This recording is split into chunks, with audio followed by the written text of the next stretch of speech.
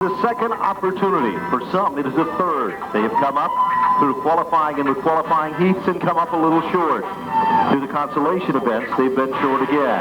But now, they're looking to move to that magical big event tomorrow afternoon. For them, it truly is the greatest race in the history of spring.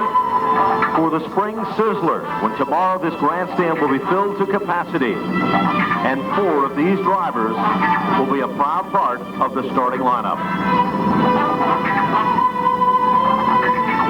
The field, given the NASCAR Weekly Racing Series scoreboard, the number 4 shows proudly there. Only 4 will go home feeling proud that they're a part of Sunday, feature event day Sunday for Spring Sizzler weekend. Lights are off on the safety vehicle. Bruce, they head off turn 4. We are about to go green. The Dillon Ford Mustang takes a hard left off turn number 4, and we go green. A drag race to turn number 1 between Pelletier and Tryon. Pelletier runs him up a little bit high. Belaflor opens the door down the back straightaway, side by side. It's a battle for second out in turn number 3. No question about it. Down to the bottom in turn 3. Oh, we've got Malave and Zervis in trouble as Chris Acello manages to squeak out by, but we're still under green. Now there comes the yellow now as Jeff Malave and the Zervis car made contact, along with the number 06 for Rich Kowalski. Those cars were involved in the altercation with 1 lap into the record books. Car number 87, currently your leader for Pelletier. Wayne Belafleur still setting in the runner-up spot, with Tryon setting in position number 3. But to prove himself one more time as the field comes slowly behind the Dillon Ford Mustang off turn number 4. Here they come in rows of 2 looking for that green. The green is out and they are evenly matched heading down into turn number 1. Belafleur on the outside. He leads the charge. Outside lane looks quick. It'll be Wayne Belafleur who takes over the number 1 spot and pulls away down into turn 3. Belafleur with a rocket ship over there in turn number 3. Then it's a cat back to the number 87 of Gary Pelletier. Tryon tries to come into the picture off turn number 4, but car number 31 is right here on to his right side. The 31 and the 20 battle it out side by side off turn number 2. Tryon works the inside, trying to create some magic there. Into the hunt comes car number 74. It comes on like Jack the Bear, and that's the Buzzman with the 77 car also trying to make some magic here as they work their way off turn 4. And you can really see sometimes, Ben, the heat starts to build in these tires, and in a perfect scenario here would be the number 20 for Sean Tryon. Tryon in trouble now. Turn number 2, we have got cars everywhere. Rene Dupuis just barely goes up and tags the wall in turn number 2, and who's in it again? The number 3 for Jeff Malave. Smoke, a little bit of steam. I don't know if that was brake smoke or a little bit of steam off the number 3 for Malave, and I can see now that Kurt Zervis in car number 99 has a serious problem over there in turn number 3. Number 06 is Rich Kowalski was involved in the altercation, and Rene Dupuis, who is running in the back of the pack, she has a right front wheel literally peeled back on car number 90. So the record still not a good day for those competitors at all by any means. He said he thinks that the SK pushes a little bit more, but he does have more visibility, and he thinks the reaction time is a little bit quicker. So it's going to take these guys a while to make that transition back to the tower. Thank you very much, Kim. His single file formation we are still under.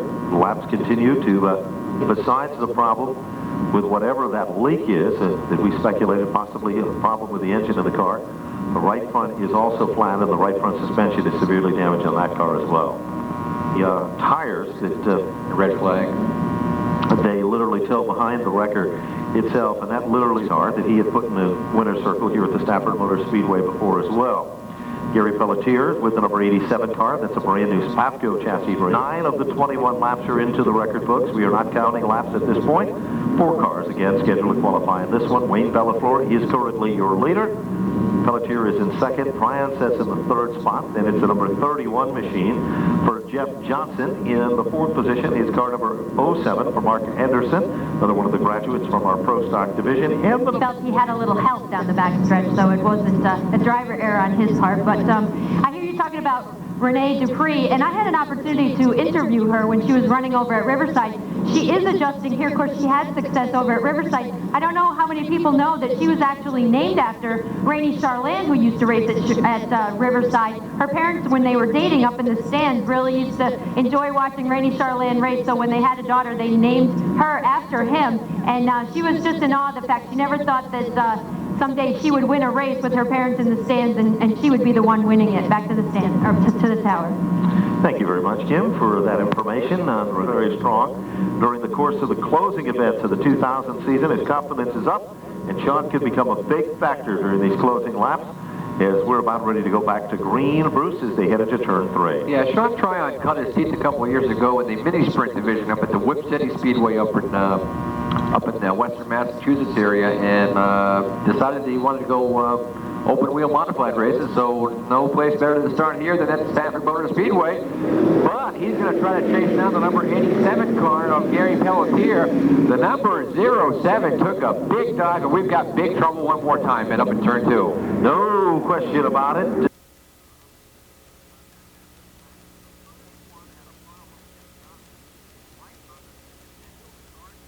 Off for turn number 4, should be this time around, and Gary Pelletier will try to head back to the point, and we go green. Starter Tony Leckie lets us go. We've got a drag race down at turn number 1. Tryon trying to get inside, little bumper tag, and here comes the 07 of Marky Anderson into play as well. Tryon's got trouble now as he's got Anderson trying to protect the inside. Here they all come as the 57 gets way out of shape off turn 4. Anderson makes the move. He'll take over the second spot. Meanwhile, further back in the field, it is car number 74 that moves into one of those valuable top 4 positions for Tom Bailey.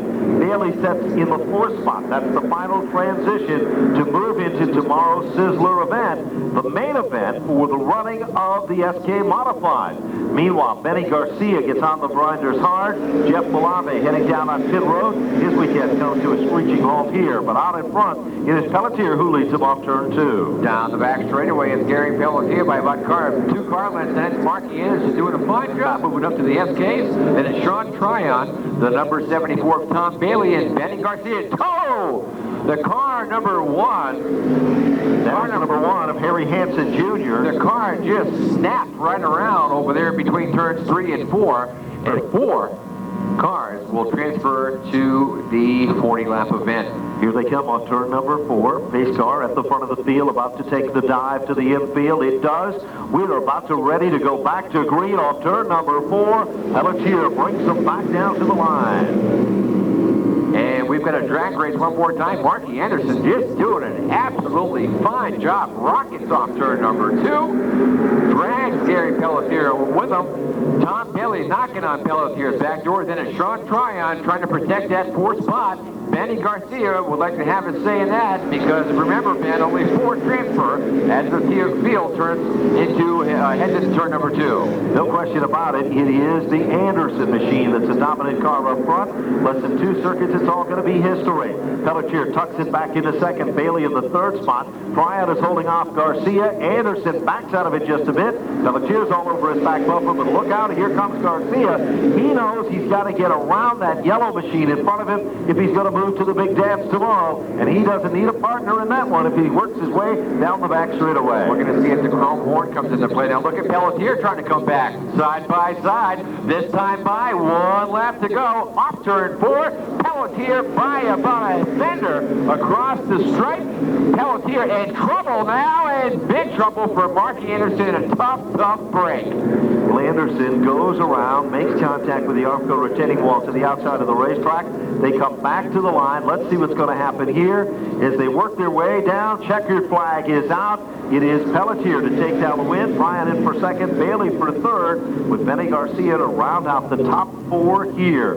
So a heartbreaking situation for Anderson, who was once the leader of the event, now finds himself not in the starting lineup for the SK Modified main event during Spring Sizzler weekend for tomorrow. Some of you departing for the day. Remember, Stafford Motor Speedway's next event will be opening night next Friday night, May 4th. It will be the first of 20 consecutive Friday nights of NASCAR Weekly Racing Series action here at the Speedway. Tickets, more racing action coming your way.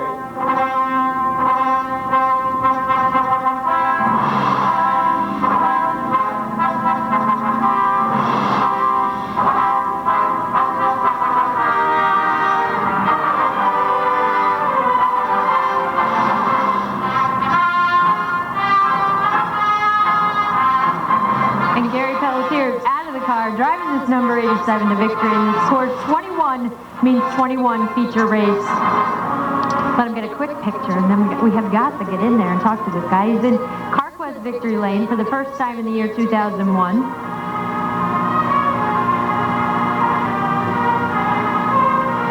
All right, I'm just going to move in here quickly. Now, Gary, you're one of the drivers who moved up from the Pro Stock division. Obviously, the SK is working pretty good for you now. We're struggling with it a little bit. Something new to us. Hopefully, we can get this thing dialed in halfway through the season somehow, and we'll be up front with some of the big guys. What do you think about this course 21 means 21 race, a chance for you to get some more seat time in the new car? Yeah, we really had a lot of seat time today. Every lap I can get around this place in one of these cars is going to help us tremendously. We can get the car sorted out. It'll give me more lap time, and hopefully we'll do a better job. Did you bring your whole crew with you to this new division? Yeah. We even got some new guys, and it was pretty nice. It was me and my partner Dave and Mike and Bill, and it was nice to have help on the car this year. Last year with the Pro Stock, we didn't have as much help. It was a little tougher. Okay, you've got the momentum now going into the race. You think you're good? You look pretty strong out there. Well, we're going to do the best we can. Stay out of trouble. We're coming from a long ways back. I'm not looking for anything big. I want to keep the car in one piece and hopefully have a decent finish. Okay, Gary Pelletier driving this 87 now in the SK Modified division, advances on into the feature race today. All right, Kim Hart, thank you very much, and our congratulations to Gary Pelletier, our first feature winner of the year. Position number 1, the beautiful number 89 from Southington, Connecticut. It is Billy Anderson. That is your starting lineup for this, the SK Modified main event. Now is the changing of the guards. You see the pit crew as they head to the center of the infield as we prepare to do battle for 40 laps of flat-out racing here, Raleigh, for this, the first feature event of 2001 for the SK Modified. We've seen 21 meet 21, but now it's time to show their stuff. And how. Meanwhile, a little water lay down. We'll try to hold out as much dust as we can, and this machine will certainly do the trick. Very doubled up in double file formation. Anderson and Burrill making up that front row. Row number 2 is the Willie Hardy machine, the number 7 car that pulls alongside. In that second row, along with him, the number 28 machine for Michael Holdridge. 3 rows back on the inside, it's the number 55 race car. That, of course, is Seth Crocker, and outside of him, he's still trying to push it. We'll check back in with Bruce Fontaine and see what he can tell us from his vantage point. Bruce?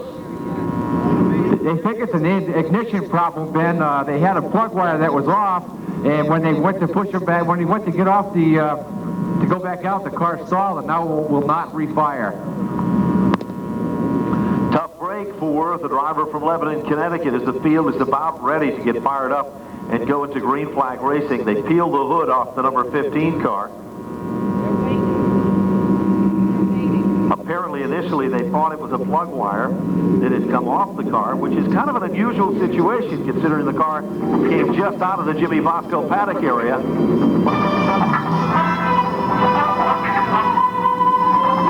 White flag has been given to the field, an indication that we are about to go green, Raleigh, as they head by the front straightaway for the final time before we initially get the start.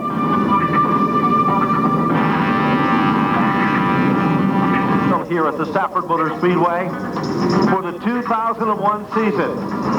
One name will go into the record books as the winner of event number 1. Ladies and gentlemen, they head off turn 4, wind them up through the gears. We are green and underway here at Stafford. Anderson leads the charge. Trouble already up front. Holdridge goes spinning. Look at Willie Hardy to the inside, down at turn 3. Ted Christopher with an excellent starting position, now moving up into the number 4 spot. Into turn 1, Willie Hardy puts the Arbitel convenience store sponsored race car to the bottom. He'll take over the lead. Zach Sylvester comes out, he's 1 lap down. As they head down the back straightaway, it is Hardy in command. Anderson setting in second, Raleigh, but look out further back in the field. Ken Perry's in trouble. Makes contact with one of the machines coming around. The 37 has the Nerf bar running now on the right rear wheel. That's the Holderbach race car. We are still under green as they head down the back straightaway. Will Holderbach be able to get it down off the racing surface? He is not able to, and we go to a yellow flag with 3 laps now. He's sitting on the pole, and that number 7 machine has looked strong all day. The 89 of Bill Anderson right alongside. He's been around this track many times, but look who's right there, right behind them in the second row. Ted Christopher aboard the number 13. Jeff Farrell, who looked strong earlier today in the number 18, the blue car on the outside of the second row. Here they come. There's the green, and here's Ben. Well, off turn number 4, Willie Hardy stands on the gas. Anderson tucks it back in. Line is set in the runner-up spot. Look out, here comes TC, $40,000 man from 2000, looks to take over second. Look at the close-up toothpaste machine. He gives him a big smile in the mirror. TC knows he's coming as Wainwright moves in and takes over position number 3. Wainwright looking very strong indeed here in the early going, and he's hanging right with the Christopher car. Harry, oh, trouble now further back in the field. Hytella goes spinning like a top. Right in the middle of the top 15 pack of cars. Everybody else apparently pulling 50 car. Hytella is able to get it fired back. They're here to race, and that's what it's all about. Speaking of racing, looks like our pace car is about to dive to the center of the infield, and we should be at speed in just a moment. They pass beneath the towers off turn number 4, work their way down to the line, look for the green. There it is, and we are racing, and Hardy looks good at the front of this field. He brings them down to the bottom of turn 1, and Willie Hardy is the star of this one off the second turn and down the back straightaway. And look at Jimmy Williams make his move. The 00 takes over the number 4 spot and immediately moves to the outside to challenge the 44 of Wainwright. Williams looks very, very strong in that beautifully prepared race car. Bonsai moved to the bottom, down to the inside, looking for some racing room under Wainwright. There's a pair that'll be a full house. Look at that run for position number 3. Williams on the gas hard. He'll take over the 3rd spot. Just so typical of the action you'll see all season long here at Stafford Speedway. Wainwright holding on to that number 4 spot, getting a challenge from Doherty, but managing to hold the spot that time by. Doherty was a victim of circumstances there. He got bounced around a bit, no fault of his own. Heavy on the throttle. Oh, Lloyd Agar's in trouble. Agar got crossed up a little bit out of shape, came back down across the racetrack, and that has cost him and another competitor some severe damage to the bottom of turn 4. That's going to bring out another caution with 14 laps into the record books. It appears to be the 23 of Larry Ross that has been involved in that one. Larry Ross, one of those veteran drivers. Still a little dirty out there. They just put Speedy dry down. Just got away from me. Just a bad way to start off Sizzler weekend here at Stafford. Back up to you, Benny. Thank you very much. Tough break for Lloyd Agar. That's kind of how he started a year ago, if you remember, Raleigh. Provided by Dillon Ford. It's a Mustang GT. The official pace car of the Stafford Motor Speedway. And during about lap number 14 or so, Chuck Doherty find them at CarQuest as they work their way up turn number 4. Down to the line they come. Tony Lucky looks the field over. Green flag is out, and they are underway. It is Willie Hardy in command once again, leading him to the bottom of the racetrack. Hardy is still the guy to contend with. Look out, here comes Doherty. He's down underneath Wainwright. He'll take over the 4th spot. Good move by Doherty to take that position away. And so the field starts to shuffle out. Ken Berry hanging right in there behind Wainwright. Off the line they come, and it's still Willie Hardy leading the way. Halfway mark.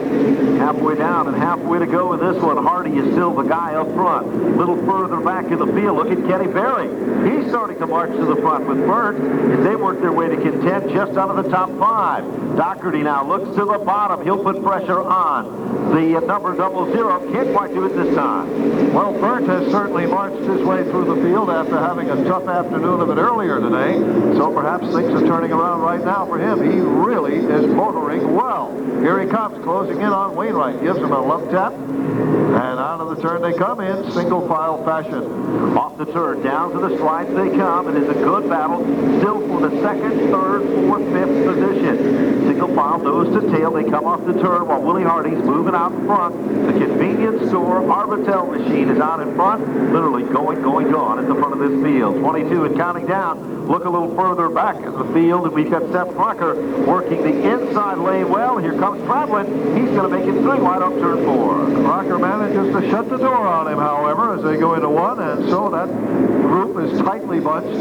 Crocker right there, but certainly some competition on the outside from the 18 of Jeff Burrell.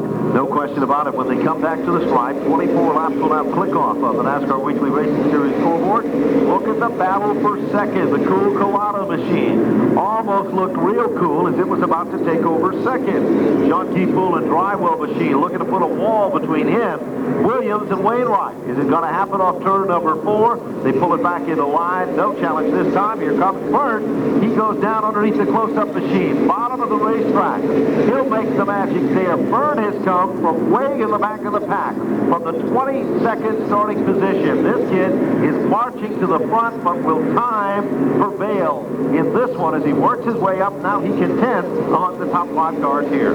Good effort by Burt. Meanwhile, the rest of the field trying to make up some ground, but the front pack of 10 cars is pulling away. And speaking of pulling away, look at your leader. He has really stretched out his lead now in that J.J. Beck Materials handling car.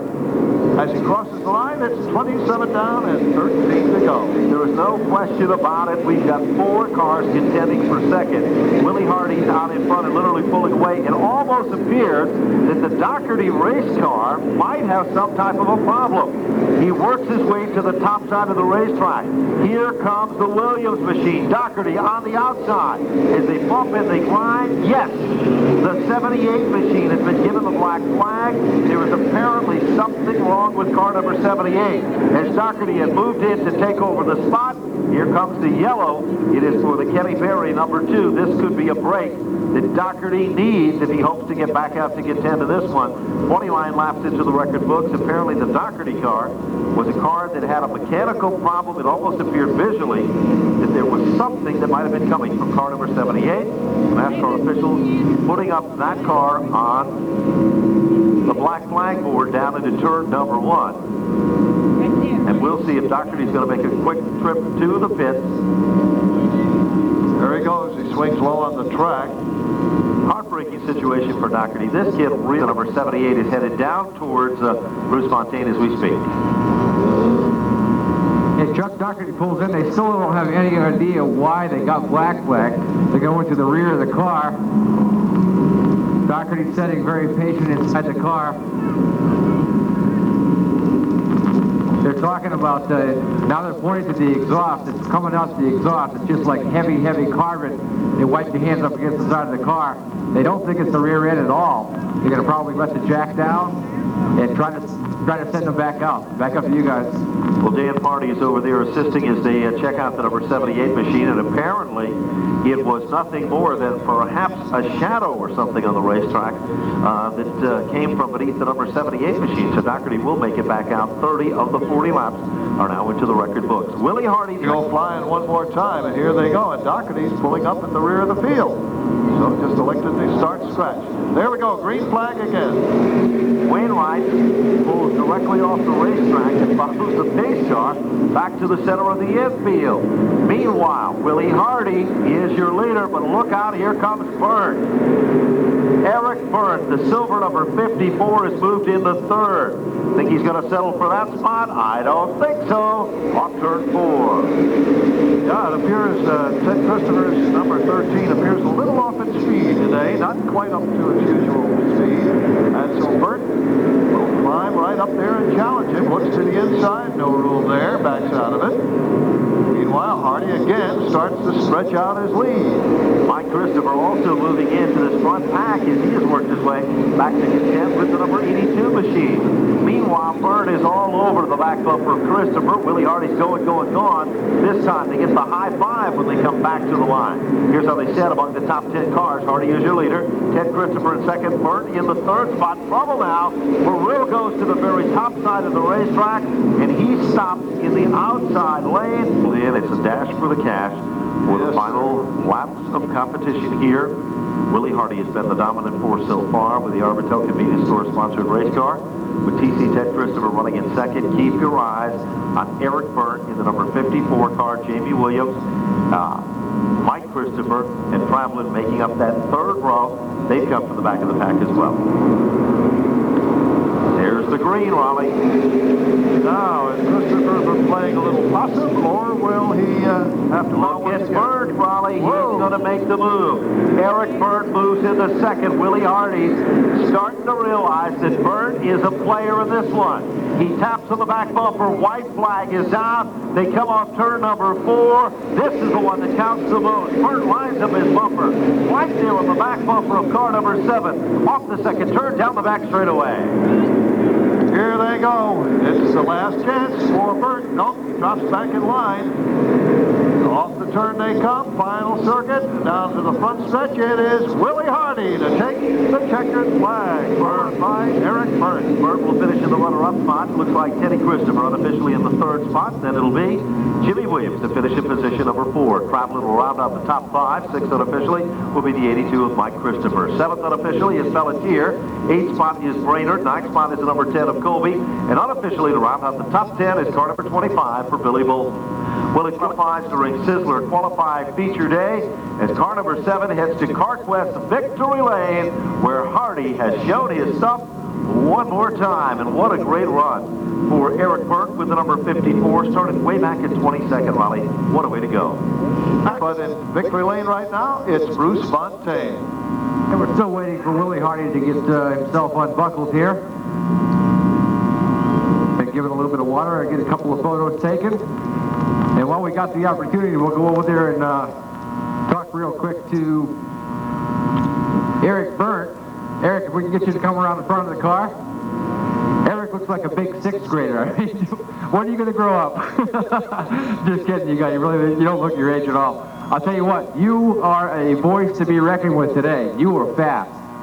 We worked at the, it definitely pays off. Yesterday we blew a rear end in practice here, and we struggled all day yesterday with the carburetor problems, and the first practice today we had carburetor problems, but boy, they got it together in the heat race. We had to run the Conti, started 22nd, and boy, the car was just amazing. I can't thank my crew enough. I'll tell you what, you are going to certainly definitely be someone to be reckoned with here towards the 2001 season here at Stafford. Eric, thanks and congratulations on a really great run. Thank you. I got to thank my sponsors, North End Auto Parts, Talent Automotive, American Eagle Saloon, Concrete Express, without them, and wouldn't be here. Thank you very much. Eric Burt, ladies and gentlemen. And now to your feature winner, Willie Hardy. Willie, what a great way to start 2001.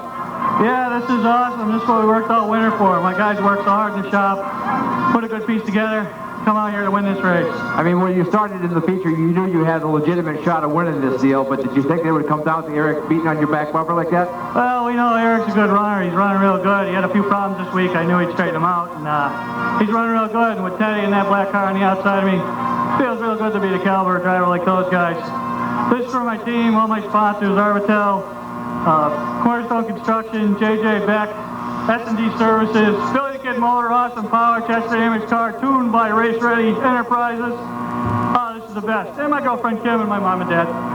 There you go. Your feature winner for your SK Modified portion of the Sizzler Weekend, the first of 2 Twin 40s. That is Willie Hardy. And now we'll jump over to Teddy Christopher. We'll get a word with Teddy inside the car here momentarily. Normally, you start the year off with a bang and you end it with a bang. You're still on the podium, but not probably where you wanted to be. Yeah, we've been chasing this car for a while, so we made some changes before the feature that definitely weren't the right things, so we'll get it better for the next one tomorrow. It's good about having 2 races. I got to ask you, Teddy, how's it feel to race against these guys and as clean as they really are? Oh, yeah, it's good. I hope they stay that way the whole year. Teddy Christopher, ladies and gentlemen, Mystique, number 13. Back up to you guys. Their boys are going to come rolling on out, and we'll have our feature for them. We have 30 cars scheduled to start in this feature, so we should be in some great competition again. We sure should, and we are just a few moments away from giving you the starting lineup. 15 laps will be the distance in this Dare Stock main event. All the cars that will be starting this event will be starting 30 cars in the competition. And way back in that 30th starting position, it will be A little bit of a driver's change in this one.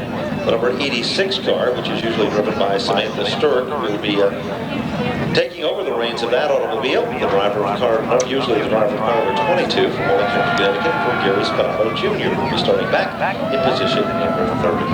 Okay, and moving to the 29th spot, it will be the number 98 machine, and he's got a long way to come in this one. 30 cars in the feature. From Andover, Connecticut, it will be Norman Sears behind the wheel. 28 starting position goes to car number 38 from Middletown, Connecticut, for Brent Secord Jr., starting way back in the 28 starting spot. And right alongside him from Ashford, Connecticut, will be the 17 car driven by Brent Aberley. Next, we move to the number 86 machine. That, of course, is the car that was scheduled to be driven by Samantha Sturck out of Waukesha, Connecticut. All right, then we go to the 66 from Westport, Connecticut. It's Ed Lee. Danny King brings us car number 00. It'll start back in the 24th starting position. From Vernon, Connecticut, Dan King. Then it's the 77 from Suffield, Connecticut, the Vortex Manufacturing Company, Monte Carlo, driven by Matt Young. 22nd starting position, car number 23 from Wellington, Connecticut, for Kevin Gambacorda, driving car number 23. Then we move to the 7, the Bartkowski Racing number 7 for Glenn Bartkowski of Manchester. That's the ACR Quality Home Improvement Chevrolet Monte Carlo from Killingworth, Connecticut, for Jim Shea. He'll start back in 20th. Right alongside in the number 3 from East Windsor, Connecticut, Bobby Leone. Quinn Motorsports brings us car number 03 from the 18th starting spot from Three Rivers, Massachusetts, for Wayne Quinn. In the 57, the Truck World Connecticut entry, it's Waterbury, Connecticut driver Tommy Lavanti. And scheduled to start in the 16th starting position. It'll be the number 46 from Al Heggeter. And a gentleman who knows Victory Lane very well, it's the Universal Classics number 43 for East Long Meadow, Massachusetts driver Jeremy Durant. From Manchester, Connecticut, rocket number 55, it'll be Dave Randall. Randall will be starting back in the 14th starting spot. Then we go to the PJ's Complete Auto Service number 20 from Waterbury, Connecticut, PJ Zarrell. From Dudley, Massachusetts, driving car number 39, it'll be Mark Fermentera. He'll be starting in the 12th starting spot with number 39. Starting 11, the All-American Auto Glass number 08 from Warren, Massachusetts, it's Mike Como. Car number 21 will start 10. That's Bill Kaufman out of East Hartford, Connecticut, in a sponsor-wanted race car. Aboard the 14 from Plainville, Connecticut, Paul Conti. Then it'll be Doug Riley from Bethany, Connecticut, the D.A. Riley Excavating and Paving, number 56, starting 8th on the grid. And a driver change in the number 7 starting spot. It's the 07. It was driven earlier by Tony Padula. Taking the wheel will be Tom McNamee. Sarek Fabrication brings us car number 29 from Munson, Massachusetts, for Eric Wesson. He'll be starting 6th. In the 5th spot, it's the number 33 from Bethany. The Liddell Stand. 13 is next. A heartbreaking way to start before you even get to take the first green for the feature event. Try is needed in a few spots before we go. Not too severe, just fun enough to warrant laying down some more here.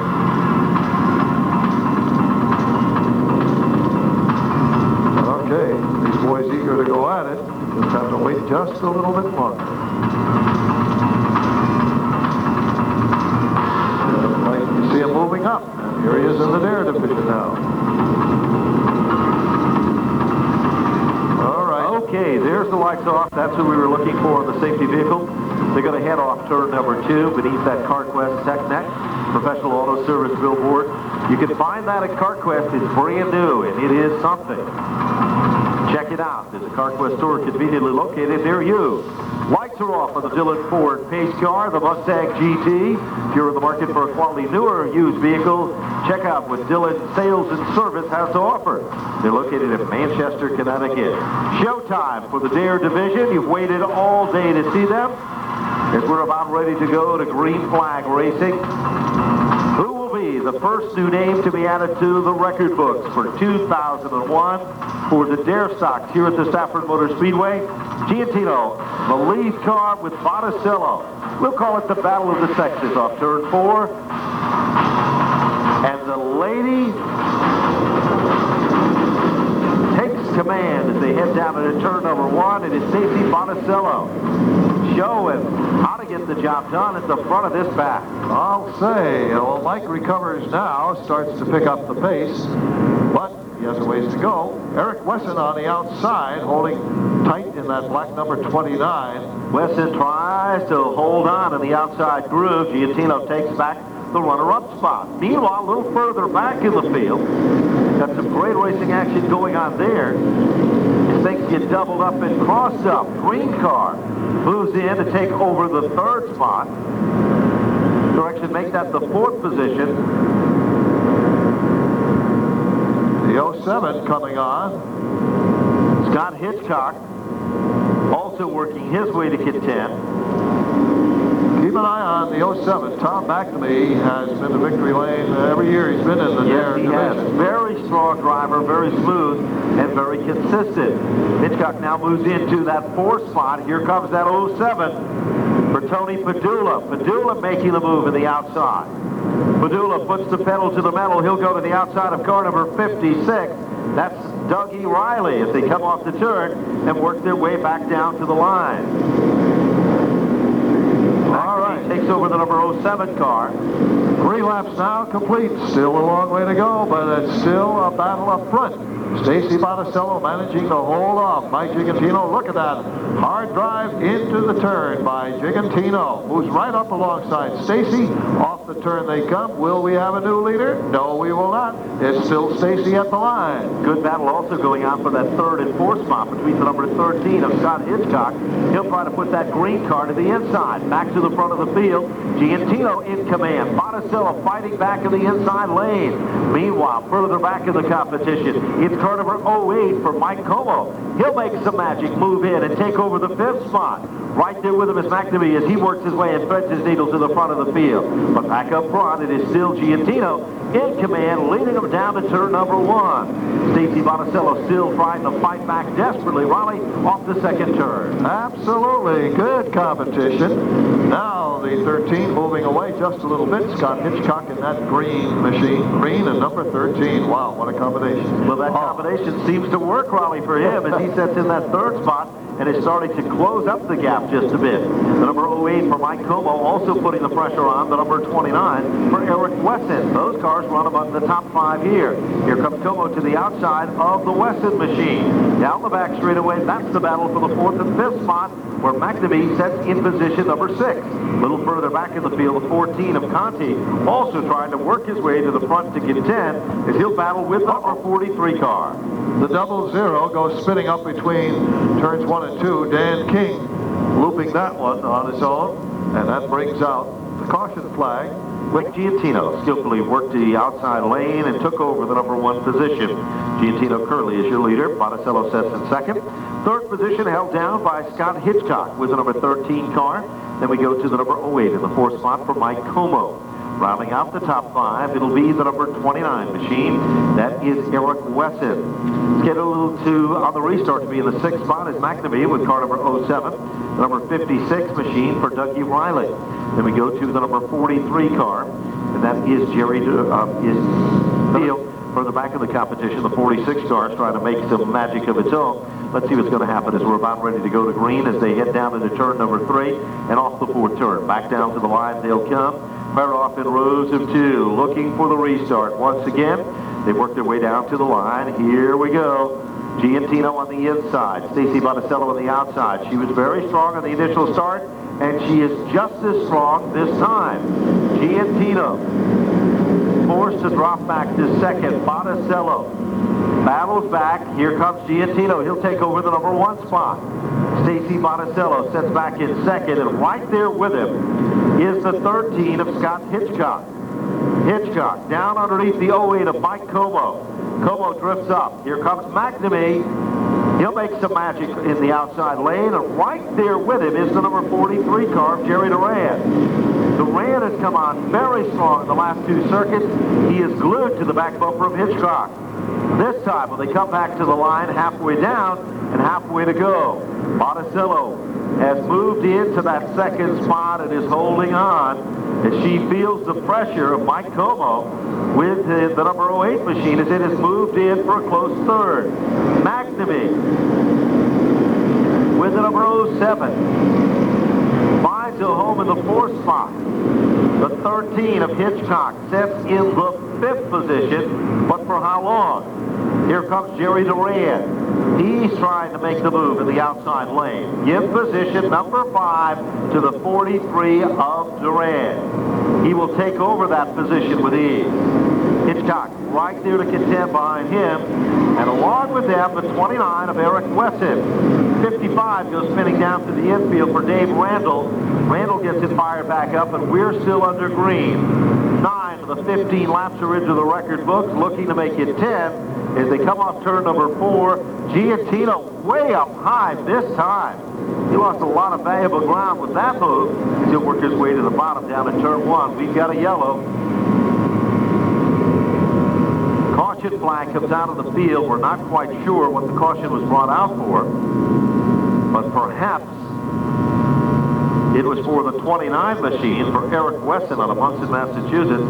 Bonnie, you can see he's got flames on the side of the car. Well, it got a little bit too hot. He had a serious overheating problem, so that was the cause of him just sitting on pit road waiting to go back into the Jimmy Bosco paddock area. And as far as car number 29, the Eric West machine, it looked like he had a motor gone south in that as well. So that's it from pit road. We'll keep you advised. Tough way to start. It looks like there's a black flag being given to the number 98 machine. The yellowed it up to the high side of the racetrack, and that could be costly as we go into the final 5.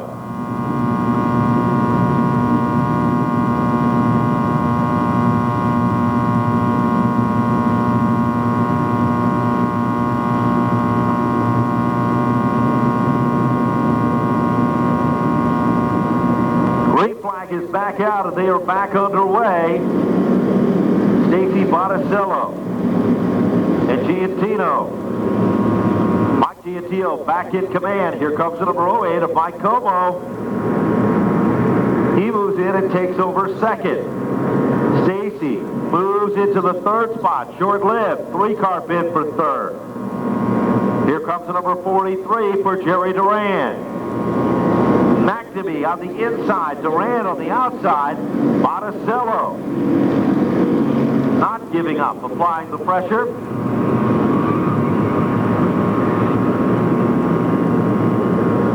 As Botticello now drops back to the 5th spot. But to the front of the field, Mike Como moves in on Mike Giantino. As the 56 car for Dougie Riley also becoming a big factor here. McNamee moves into the 3rd spot. Popsicle sticks are up, 2 to go for Mike Giantino. Giantino dirt cracking it a bit. Mike Como moves down low and under Giantino. There's the bid for the lead. Mike Como giving it his all as they head off the second turn.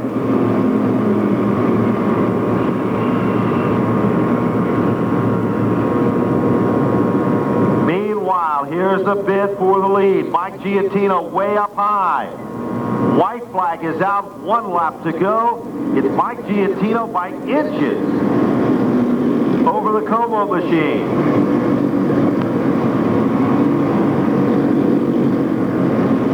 Giantino comes off the turn like a rocket.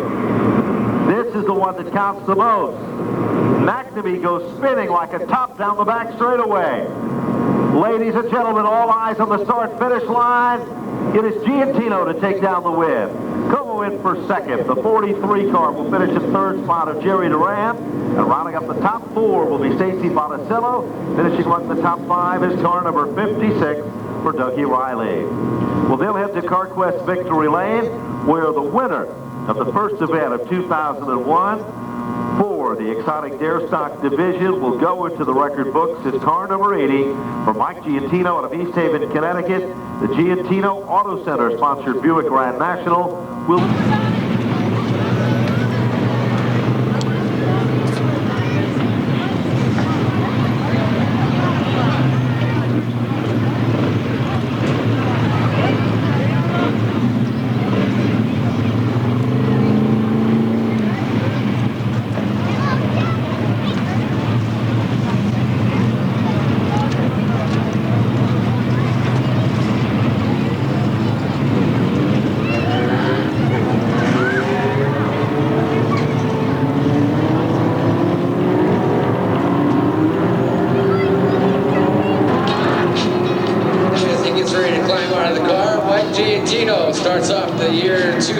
2001 with the victory here in the Deer Stocks. Mike, come on over here. No stranger, I knew we'd see you here at least a few times this year. This is one of the few, I would imagine.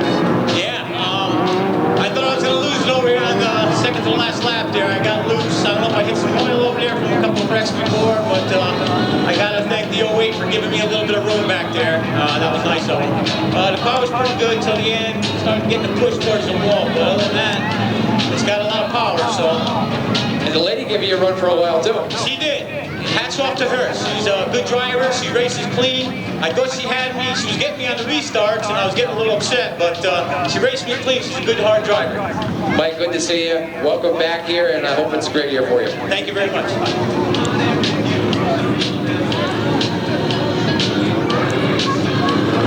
And now we come on over here.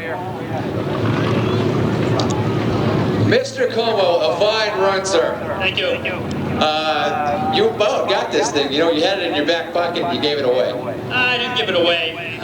We used all we had just to get up the side of them. There just weren't enough laps left.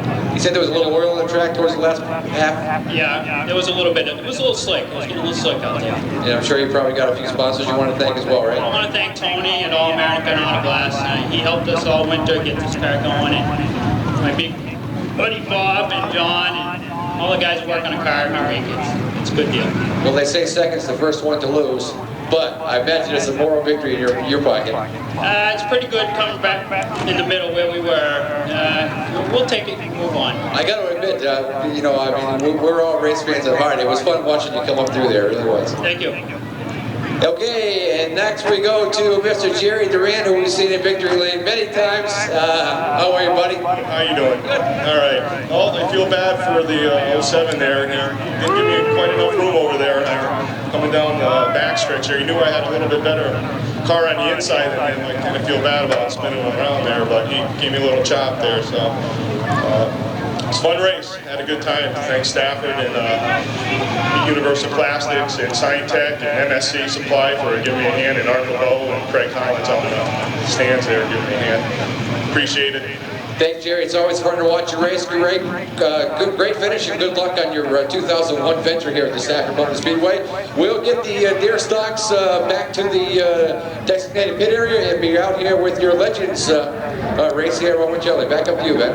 Well, thank you very much. Coming up next on the Manafort Mini Mile is the New England Dodge Dealers Legend Tour. Here's how they're scheduled. Starter car number 107 for Jay Silva. Then we move along to the 14 starters. Driving car number 2, Richard Gaudy out of Northborough, Massachusetts, in the Alternative Labor Resources car. 13 starter car number 77 for Wayne McConnell. Number 08, their next starter to the field. That's number 8 for Out of him, it is Ed Chapman with the number 32 machine. Row number 2, it is Silas Jr. On the inside with Rich Kirby. Paired off rather nicely.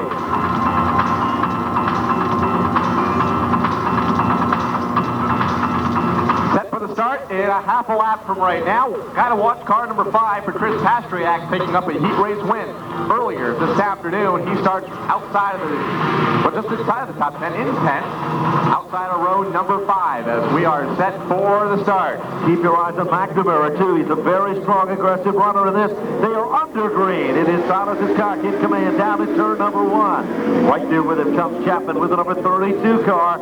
Meanwhile, Silas Jr. makes a bold move to the bottom. He'll pick up the spot there. James Cavalli also on a roll with the 101. He'll move up to position number 3. Cavalli up to third, and it's car number 32 next in line in that 4th position for McNamara. Off of turn number 2, down the back straightaway. Right now it's Silas Sr. in front of the field. Meanwhile, Pastriak trying to thread the needle through traffic with the number 5 car. He comes up on the 00 for Pete Valari. Valari still holds off the pressures here. But out in front, it's a battle between Silas Sr. and Silas Jr.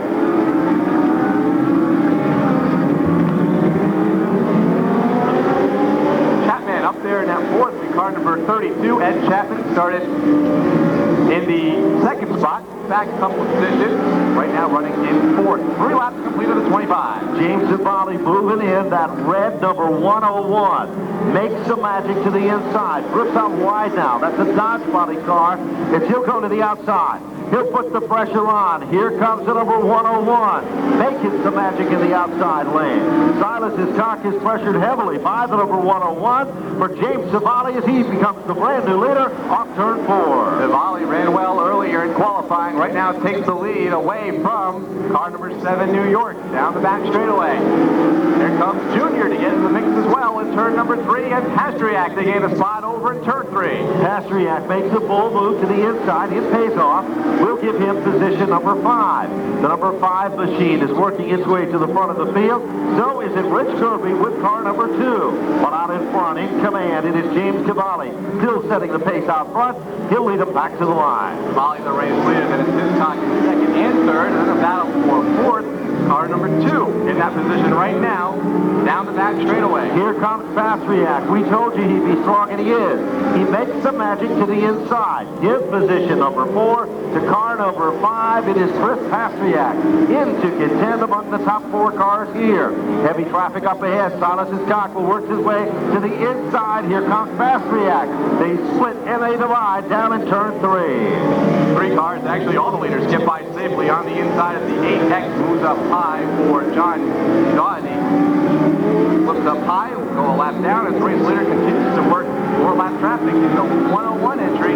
Started in the 5th spot for James Savali. Right now, the race leader by almost a half a straightaway over Hiscock in second. There is no doubt about it. What a good battle. Here comes Pastriak. He will work his way to the outside, moves by Silas Jr. and he'll pick up a spot here. Pastriak is marching to the front with a vengeance. He goes to the outside of Hiscock and he'll take over the spot.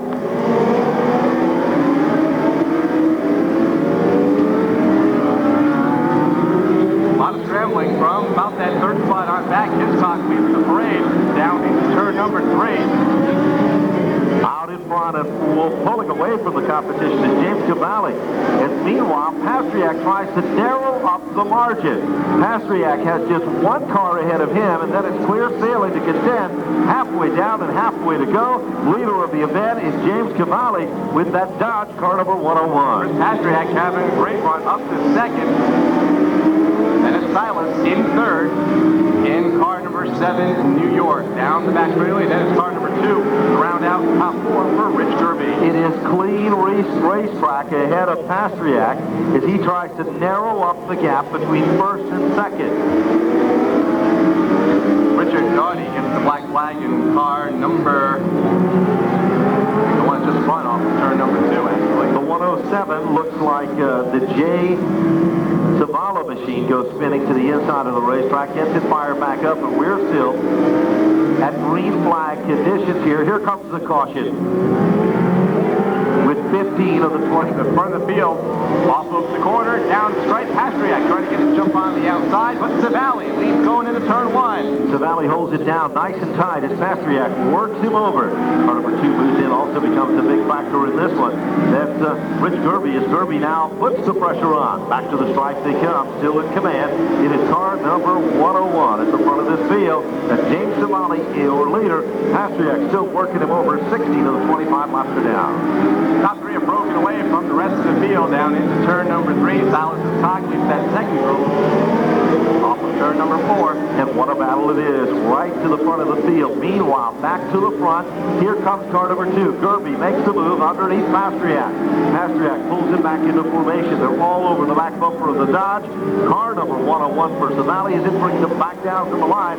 18 of the 25 laps are into the record books. Savali started 5th. He's made his way up to 1st, but has not been able to pull away from Pastriak, linking in on the last green flag run. Pastriak within a car length off of turn number 4 and takes work to the outside now in the front stretch. No question about it. They run nose to tail, bumper to bumper. Here comes Pastriak. He'll go to the outside of car number 101, down the back straightaway. Pastriak is all over the back bumper of Savali as they work their way off the turn, back down to the line they come. Dogfight battle for position number 1. That's the best battle on the speedway for the race lead. Down in turn number 2, Pastriak to the outside of Savali, but will have to fall back in the line as the 101 car got the good momentum down the back straightaway. The 2 hanging in there as well for Rich Kirby. Pastriak looking to gain some momentum in the outside lane. It has cost him dearly in this one. And Kirby now moves in, and he'll put the pressure on. Single file formation among the top 5 cars as they head down into turn number 3. Time is running out. Pastriak is well aware of it. As he hunts down the leader, so does Kirby. Hiscock is right there with him as they head down into turn 1. Yeah, Salas is falling back a couple of car lengths down into turn number 1, and then 7 New York car, followed by car number 32. Next in line, he's in the 5th spot, 4th, and Chapman. Off the turn, down to the stripe they come. This time by Popsicle Sticks are up 2 to go. The Dodge still leading him. Pastriak's going to go for it this time. He'll go to the outside as they head down the back straightaway. Pastriak to the outside, Savali to the inside, side by side off of turn number 4. White flags in the air, 1 to go for the New England Legends Tour. It is Pastriak in the outside lane. Savali down low. Lap traffic could become a deciding factor here. Here comes Pastriak. He winds it up tight down the back straightaway. Savali down low. They come up on lap traffic as they work their way off turn number 4. Savali brings him out wide. Too close to call at the line. We'll have to check with the officials on this one. I ain't gonna call it. What an incredible finish. Savali with the number 101 car and Chris Pastriak with the number 5 car. They were side by side and wheel to wheel. We'll check with the officials to find out who won the New England Dodge Legends Car feature event.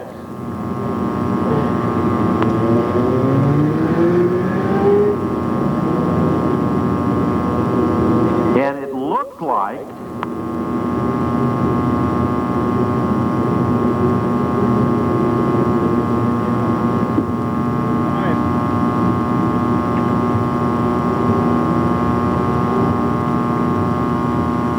CarQuest Victory Lane. It appears the scoreboard tells the story as car number 5 for Chris Pastriak looks to be our winner. Savali would finish in the runner-up position, and the number 2 of Kirby would be among the top 3 here.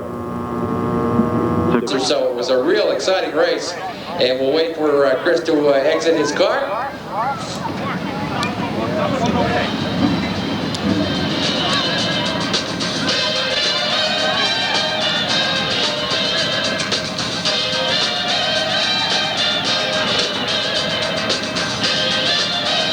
There's a lot of kid in that car.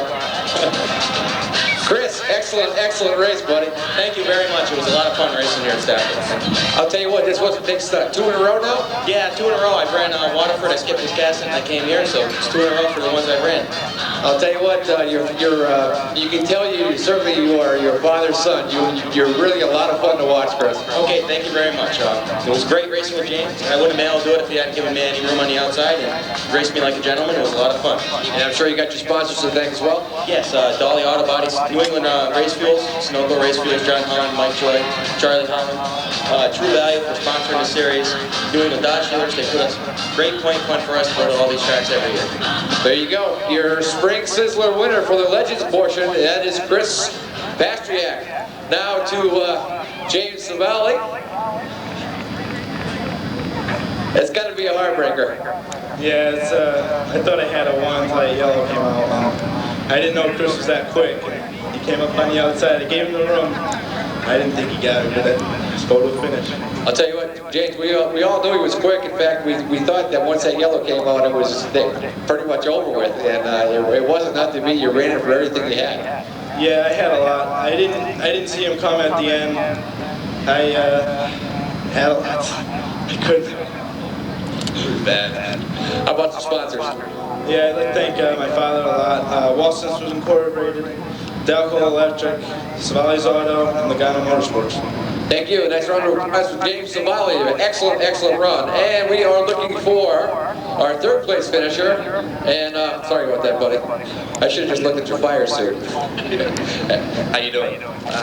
Appreciate the great day today. The fans here are great. Everybody's great. I'd just like to thank my father mainly, and everybody that helps put together this New England tour. It's a great series, a good learning ground, and real respectable class. It is respectable. I know you guys give yourselves a run room and try not to, bump and grind as much as you see in some other series. But I'll tell you what, you guys are a lot of fun to watch, and we enjoy it when you come to race here. Thanks a lot. It means a lot to us. We really try to put on a professional show every time we race. Otherwise, I mean, I think we put on a very good race today.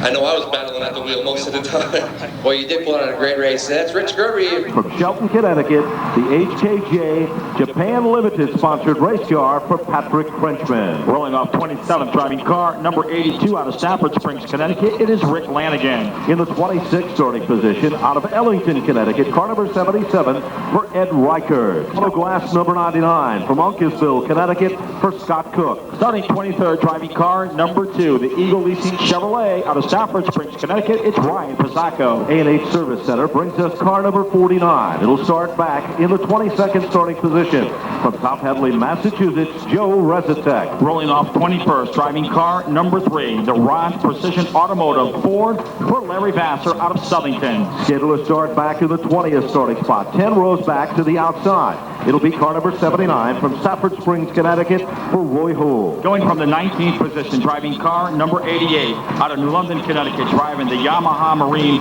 Willie Motors Pontiac, it is Mark Atkinson. 9 rows back to the outside, starting position number 18. It'll be car number 5 from Ellington, Connecticut, driving the Smith Grinding Chevrolet Monte Carlo, it is Jeff Luganbuhl. Starting 17th, driving car number 66. It's Cliff Sakey out of Southington and the Immunity Transport Pontiac.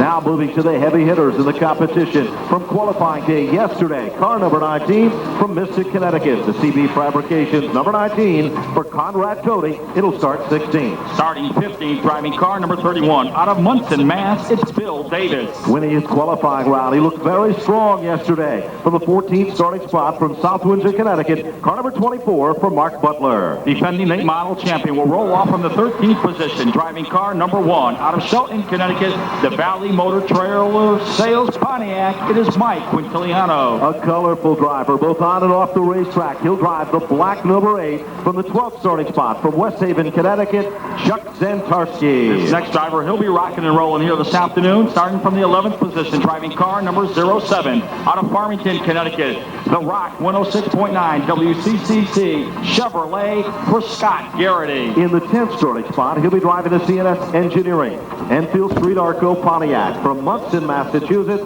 veteran driver of car number 17, Jim Peterson. This next driver, keep your eyes on him. Starting from the 9th position, driving car number 6 out of Preston, Connecticut, it is Jay Stewart. In the 8th starting spot, 4 rows back to the outside, driving car number 41 from Bolton, Connecticut, the New England Mechanical Service Special for Steve McQuinlan. Going from position number 7, driving car number 37, it's Tommy Blake out of North Haven, Connecticut.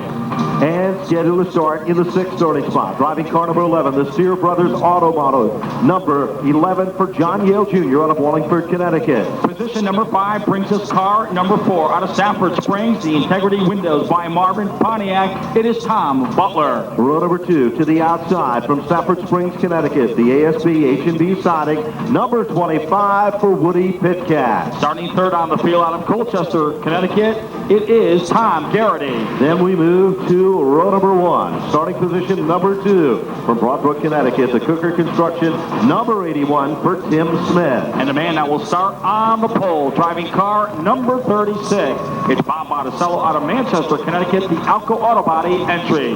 There you have it, your starting lineup for Spring Sizzler Sunday's late model main event as we turn things back down to Kim Hartz. Let us pray, please.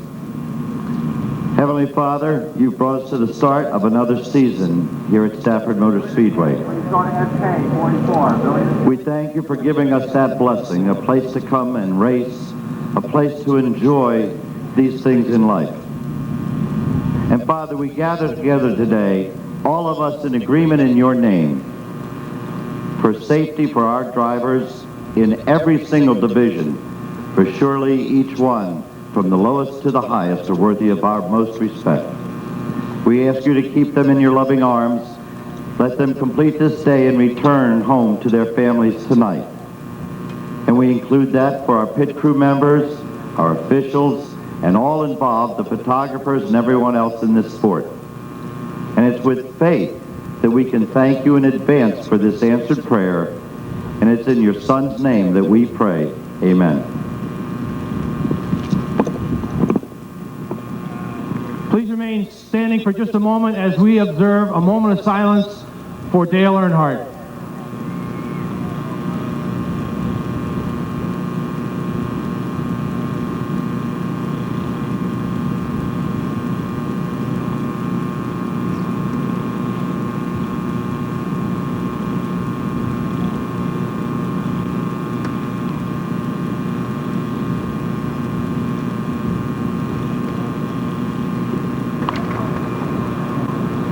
Ladies and gentlemen, we now direct your attention to the Diamond Vision screen located up in turn 2 for Myro Tripunowicz, co-owner of CarQuest TechNet affiliate R&M Automotive.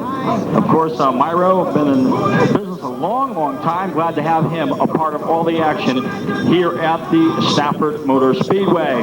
Now it is time to bring in the voices that will cover this afternoon's action. We'll take a sweep around this half-mile speedway. Let's head out to turn number 3, where Bruce Fontaine will have all the action. Well, good afternoon, Gary Danko, Ben Dodger. Good afternoon, everyone, and welcome to Stafford Motor Speedway. You know, guys, and race fans, you will not find a racetrack in the Northeast that you'll find more action, and not more action will be found right here in turn 3. I'll cover it all for you, play by play. Now, down to Kim Hart. This is it, the beginning.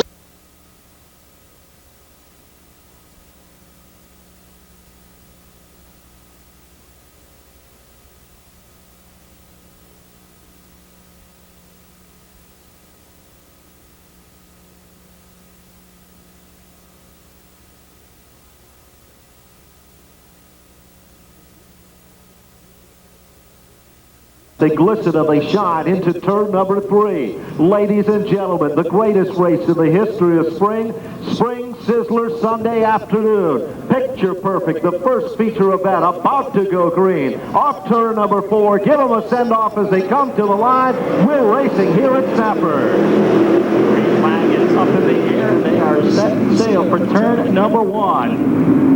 Off turn number 2, already some spikes and dice going on there, but the man out in front is Botticello. They head for 3. Botticello with about a car length advantage, but now the number 81 closes it right out to 94, comes into play, and look at Tom Butler out of nowhere, makes it 3 wide number 4. In Indian head formation, they head down the front straightaway. Butler spins like a top down through the center of the infield. He gathers it back rather nicely. We're still under green. Off turn 2, Botticello leads him down to turn 3. Down the back straightaway, Woody Pickett has a problem. He lost not 3, but 4 spots over here in turn number 3. Peterson already starting to thread the needle through traffic. Keep your eyes on the day-glow orange and black number 17. He's following the defending champion to the front of this class. Mike Quintiliano sets just out of the top 5. Here comes Garrity. He's rock and rolling on the outside lane down to turn 3. Garrity has now moved into the 6th spot, but look at the action up front. Botticello tries to hold off that field. Gets a little bit loose and crossed over. Gathers her back off for turn 4.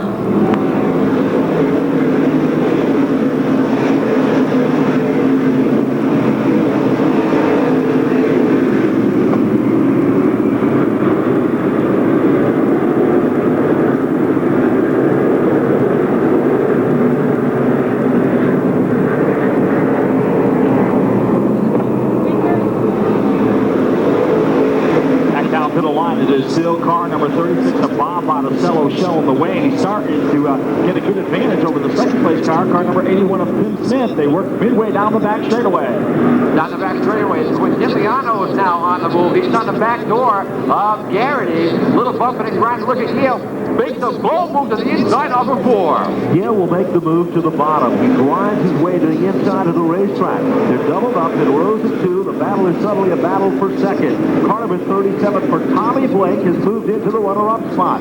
Right there with him comes Smith. Here comes Yale. He's making magic on the bottom down to turn 3. Yale looks to the inside. Now he's knocking on the back door of the number 81 of Tim Smith. But back up front is all Botticello. Also, Jim Peterson with car number 17 is working his way up to the front. CNS Engineering, Enfield Street, Archeo Pontiac, as he looks for a racing room below the Mike Quintiliano machine as they work off turn number 2, back straightaway. Now they're in 3. Garrity follows, and we've got trouble.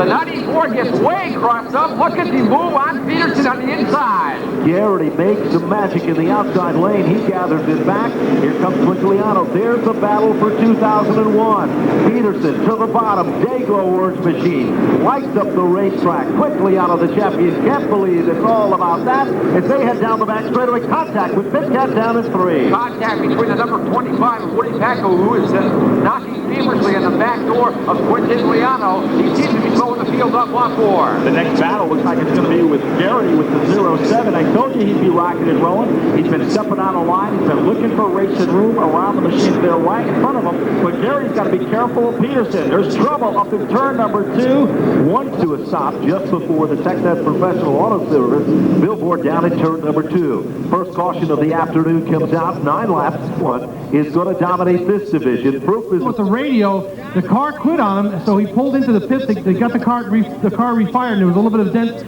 on the fender, but he is being held as the field goes by. Back upstairs. We are back in green flag running here at the Stafford Speedway. Botticello is in a dogfight battle for the lead.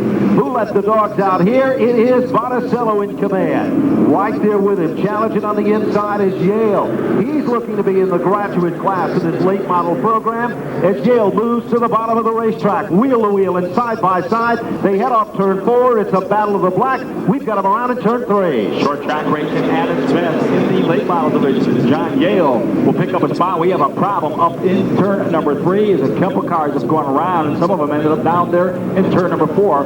Let's go back to Bruce Fontaine, who had a great shot of that. Action on pit road. Let's go down where the action is to check with our infield reporters. I'll just jump in real quick. I noticed that the number 5, the Jeff Luganbuehl, was in that incident in turn 3. Just an update on what he's doing this year. Of course, he moved from the Pro Stocks to the late models. He started out in dares, never has run the late models before, but that's the same car that Tony Hurd Jr. used to drive. It's owned by Tony Hurd Sr. So they're taking some time to adjust their goals to win and be top 10 in points. Let's head over to Tony for an update from the pits. See, as he sits there in his pit stall, and right in front of him, you can see the 07 of Garrity back down the pit lane as well. I'm sure. But right now, speaking of stories, 16 laps of the 35 are now in the record book. Turns 3 and 4. It is still Botticello, your leader. Lights still remain on in the safety vehicle as we are... Don't count out those guys that just pitted. Watch them come back up through the front. It'll be a lot of fun. But Botticello leads them down, and we get set to go back green. 17 of the 35 laps have been completed. Green flag is back up in the air, and we are back on our way. One car did not come up to speed. That was the 37 machine, and that was Tommy Blake. Possibly a problem on that car. We'll keep our eye on that. In the meantime, your leader is Botticello. He'll work off turn number 2 as they head for turn 3. Blake does not have a problem now. It looks like he possibly may have missed a shift at circulation. Trouble now. Conrad Cody into the wall hard up between 3 and 4. Conrad Cody went down into turn number 3. The car went into a 4-wheel drift and it hits out a ton with the right rear quarter of car number 19. Damage done to the right side of that racetrack, to that race car up in the 3rd and 4th turn area. We are up. As it sits up there against the Armco barrier. Under caution once again with 19 laps completed. Your leader, it is car number 36 for Bob Botticello. And right behind it is car number 11, and that is the John Yale Jr. machine, the Steer Brothers Auto Chevrolet. 7, which is Tommy Blake, is also heading down on pit road. Woody Footcap is already there. Blake will follow as Conrad Cody takes that long, dejected walk back towards the center of the infield. Tough afternoon for him, the driver of the red and yellow number 19 machine. Well, Gary, we talked about Peterson coming from the middle of the pack, one of the brightest cars in the field. It's Dayglow orange, black, and Dayglow yellow in color, and it has worked its way to contend among the top 5 cars here. Very skillfully, but quietly, the defending champion, the police officer from Shelton, Connecticut, has also found a home among the top 6 cars, as car number 1 is working its way to the front along with Bill Davis. Big Bill Davis started his racing career competing in endurance-style racing, won some of those big $5,000 to win events. Last year decided to call the late model division his home again and dominated the racing action during Sizzler weekend. He was the shining star in this event and looking to do the same today. Momentum is a story for him. He said it's a great way to start. If you can carry that success on, you'll have it all year long. Speaking of carrying success, there's a lot of success stories down on pit road. Well, Woody Pitcat, they hit the wall a little bit and pushed the fender into the wheel. They also wanted to put a little bit more stagger in the car because he was loose, but they made that adjustment and sent him back out. Now to Kim with the 37 car. Well, the officials taking a look at the number 37 car, Tommy Blake, under the car. They're trying to determine whether they can get the car back out, but apparently they... Taking that sharp left to the center of the infield. It'll be up to our starter, John, who's going to give him the green as we are about to go back to green on lap number 22, showing on the scoreboard in this 35-lap event. Here they come, back to the stripe, ready and anticipating the start. They'll glance in the mirror, hold on to the shifter, jam it into gear, pedal to the metal, down in turn one. It's an even match to the bottom of the racetrack, Monticello. Here comes Yale. He's looking racy to the top side. No dancing partner here. They're going for it down in turn 3. We have a drag race in progress. The photo finish has in trouble now. The number 88 of Atkinson gets way up high and has to get stuck outside. Back to you guys. We got some 3 wide races right here on the front straightaway with Peterson, the meat and the sandwiches, and get worked down in turn number 1. Here comes Bill Davis now with car 31. He's taking a peek to the inside. He's going to pull Jay Stewart along with him as they run side by side down in 3. Monticello tried to put a block on the 94 and lost 2 spots in the process. A brand new leader off of 4. Tom Garrity surprising everybody here on this Sizzler Sunday. He works his way to take over the runner-up spot. Quickliano is a factor. Monticello got bounced around like a ball in a pinball machine. He's now back in the 4th spot. Here comes Davis, Jay Stewart, the crafty veteran, and Peterson, all in hot pursuit of position number 1. Yale's the man who graduates up front there. He leads him down in turn 1. Nose and tail off the turn number 4. It's still car number 11 showing the way. Currently running the second. It is Garrity, then it is Monticello, then it is Mike Quintiliano. But the man on the move, actually 2 cars. Car number 6 of Jay Stewart and the 17 of Peterson. They're in 3. And I'll tell you what, keep your eyes on the number 6 of Jay Stewart. He started way in the back. He finds himself 6 by the line. Two brother auto, Yale Oil Heating, number 11 is Tom Garrity is surprised himself, currently set in 2nd. Monticello in the 3rd spot. Butler, a lap car, is on the outside, stuck in the top side of the racetrack. 4th spot is Mike Quintiliano. Big Bill Davis sets in 5th. Here comes Stewart to the outside. Peterson down low. Back in the line they come as they work their way off turn 4.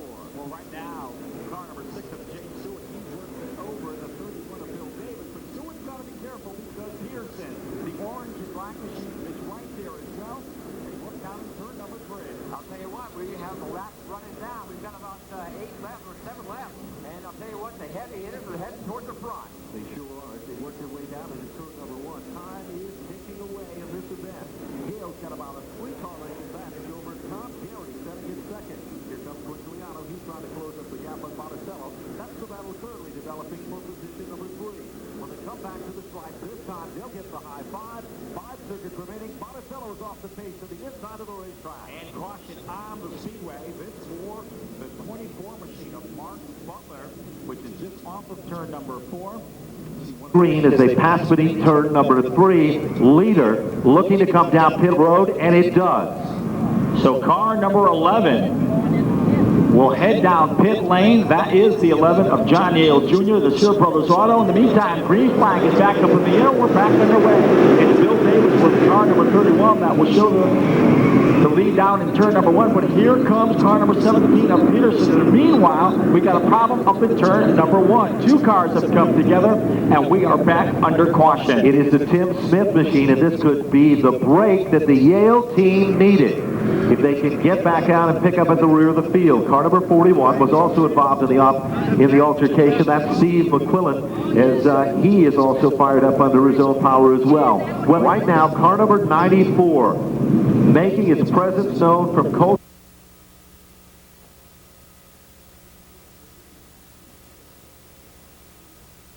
Smith looking to head back to the pit area. It's car number 81 will pull over for it, and your leader, it is car number 94 for Tom Garrity. Then defending late model champion, car number 1 of Mike Quintiliano runs 2nd. In 3rd, car number 31 of Davis, and then car number 6 for Jay Stewart. Let's go down to pit lane for this report. Them highly disappointed. And of course, number 36 of Bob Monticello. They thought lap number 30. A very excited, Mike Quintiliano. Mike, if you could come around the front of the car. Come on over, we need to talk to you. I've been waiting all winter to talk to a winner in Victory Lane, and that would be you. Congratulations. How does it feel to be the first one here? This is awesome. I mean, all week it was awesome. We worked so hard over the winter, and just to be here with a bunch of these guys that are so fast, and I just can't believe it. All the fans, all my friends, my wife, my spotter does an awesome job. Even in practice, we thought we were going to get wrecked, and she called a good spot, and we're here, and we're in one piece. You started in 13th starting position. What was the key to getting to the front today? Pace, because I knew everybody wanted to win this like myself, naturally, but after you see everybody a little bit, sideways in this, our car wasn't that good from the beginning of the race. It got better towards the end, but it's just, got to be patient. What would it mean to you to back up this championship here at Stafford Motor Speedway in the year 2001? The ultimate, because this is a tough place to run with these guys. Mike Quintiliano, congratulations. First win of the season in 2001. Let's go now to Tony Sutton with our second place finisher. Well, big Bill Davis, man, what a move you put on the field in the latter part of that race. Yeah, we were coming along good. The car was a little loose, but we hung in there and we moved our way up. Just want to congratulate Mike. I won this race last year, and I'm going to get the 100 lapper this year, so we'll do a little swapping. I'll tell you what, when you were setting up those guys, I think it was like 8 laps from the end, it looked like your throttle sucked. You went by about 4 cars. A great move. Yeah, I want to thank Bob Woods from Park Truck. He helped me, Steve Croak, the whole entire crew, BJ, Fran, Bill, Jimmy, all the guys back at home, my girlfriend Grace, my father. Thanks. Phil, thank you, man. A great ride. Congratulations on second place. First feature of the year. It's going to be a long season, but I think it's going to be fun. Yeah, it will be fun. I want to thank Roger Pease from Pease Engines and Bob Phil. You got them all in. Now to Kim. We're here with Tom Garrity, the driver of the number 94, and he's the brother of Scott Garrity. So it's a real racing family here, the Garritys. Now, this is your best finish ever. How does it feel to be up here on the podium at Stafford Motor Speedway? We worked so hard. It feels so good we're here. And now it's so hard to get here. Who helped you get here? I want to thank all my sponsors, Gypsum Specialties, Hemlock Hills RV, the Petro Auto Wholesalers. I could keep going on. It's just, it's a great feeling to be even third. I meet all these drivers over in the Jimmy Bosco paddock area, and I said, now you come back and visit me, but on the podium, and this is the day for the Garritys. Over to Tony Sutton for a wrap-up of today's race. One more thing Scott wants to say. Come on over. Hurry up, Scott. Huh? What? I also want to thank Fireworks and Allen's Small Engine Service. Without people like that, we couldn't be here today. Well, you got them all in. To wrap the race up, as we've told you before, these guys are extremely competitive. It's been a long winter, a lot of preparation. Unfortunately, some mechanical problems affected some of the drivers. But boy, the level of competition from the late models, as always here at Stafford, outstanding. It's going to be a great 2001. Now we got SK Racing coming up. Back upstairs. All right, Tony Sutton. And we certainly do remind you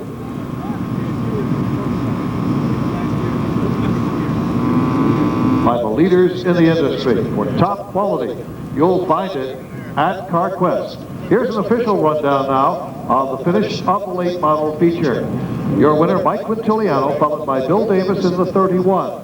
Then it was the 94 of Tom Garrity, followed by the 17 of Jim Peterson. The 79 of Roy Houle took down 5th place. Jay Stewart was 6th in car number 6. Ryan Pasacco finished 7th in the number 2. 8th place went to the number 3 of Larry Vassar. In 9th spot, it was the 66 of Cliff Stakey, followed by Mark Atkinson. In 11th place, Tom Buckner driving the 4, followed by the 25 of Woody Pitcat. In 13th place, Joe Rezatek in the 49, followed by the 99 of Scott Cook. 15th place went to the 82 of Rick Lanigan, followed by the 77 of Ed Reichard. Finishing 17th, Pat Kretschmann. He was followed by the number 5 of Jeff Luganbuehl. 19th spot to Tim Smith in the 81, followed by the 41 of Steve McQuillan. In the 07, 21st place goes to Scott Garrity. 22nd to car number 11, John Yale Jr. 23rd was the 36 of Bob Botticello, followed by Mark Butler. Blake finished in the number 25 spot in car 37, followed by Chuck Zentarski in car number 8. The 19 of Conrad Cody recorded as a 27th place finish, and the 52 of Mike Mordino taking up the last spot in the field. That is our late model finish. We'll rally everybody, it's a changing of the guards. The crew members associated with the late model division have now headed back to the Jimmy Bosco paddock area, and a new group of brave warriors are about to test their equipment here at the Stafford Motor Speedway. Coming up next, the fastest division of NASCAR weekly racing in the northeastern region of the country.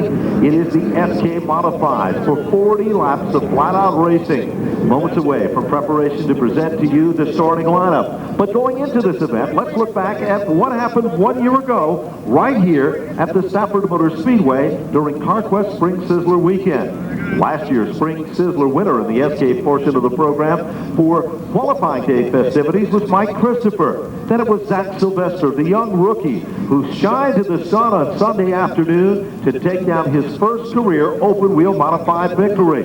Bill Davis, we already mentioned, won the late models a year ago. But Ted Christopher, the reigning Stafford Motor Speedway SK Modified Division champion, launched his quest to become the gentleman that would win the New England Regional title for the NASCAR Winston Racing Series champion. That quest brought him in excess of $40,000, and it all began 1 year ago today, right here at the Stafford Motor Speedway. Equipment out there. Let's hope everybody holds up well and can run a good, solid, clean race. But we saw some great competition yesterday afternoon. Willie Hardy was the dominant car that visited Victory Lane, but there was also a great battle going on as Eric Burt came from the back of the field to come to the front of the field.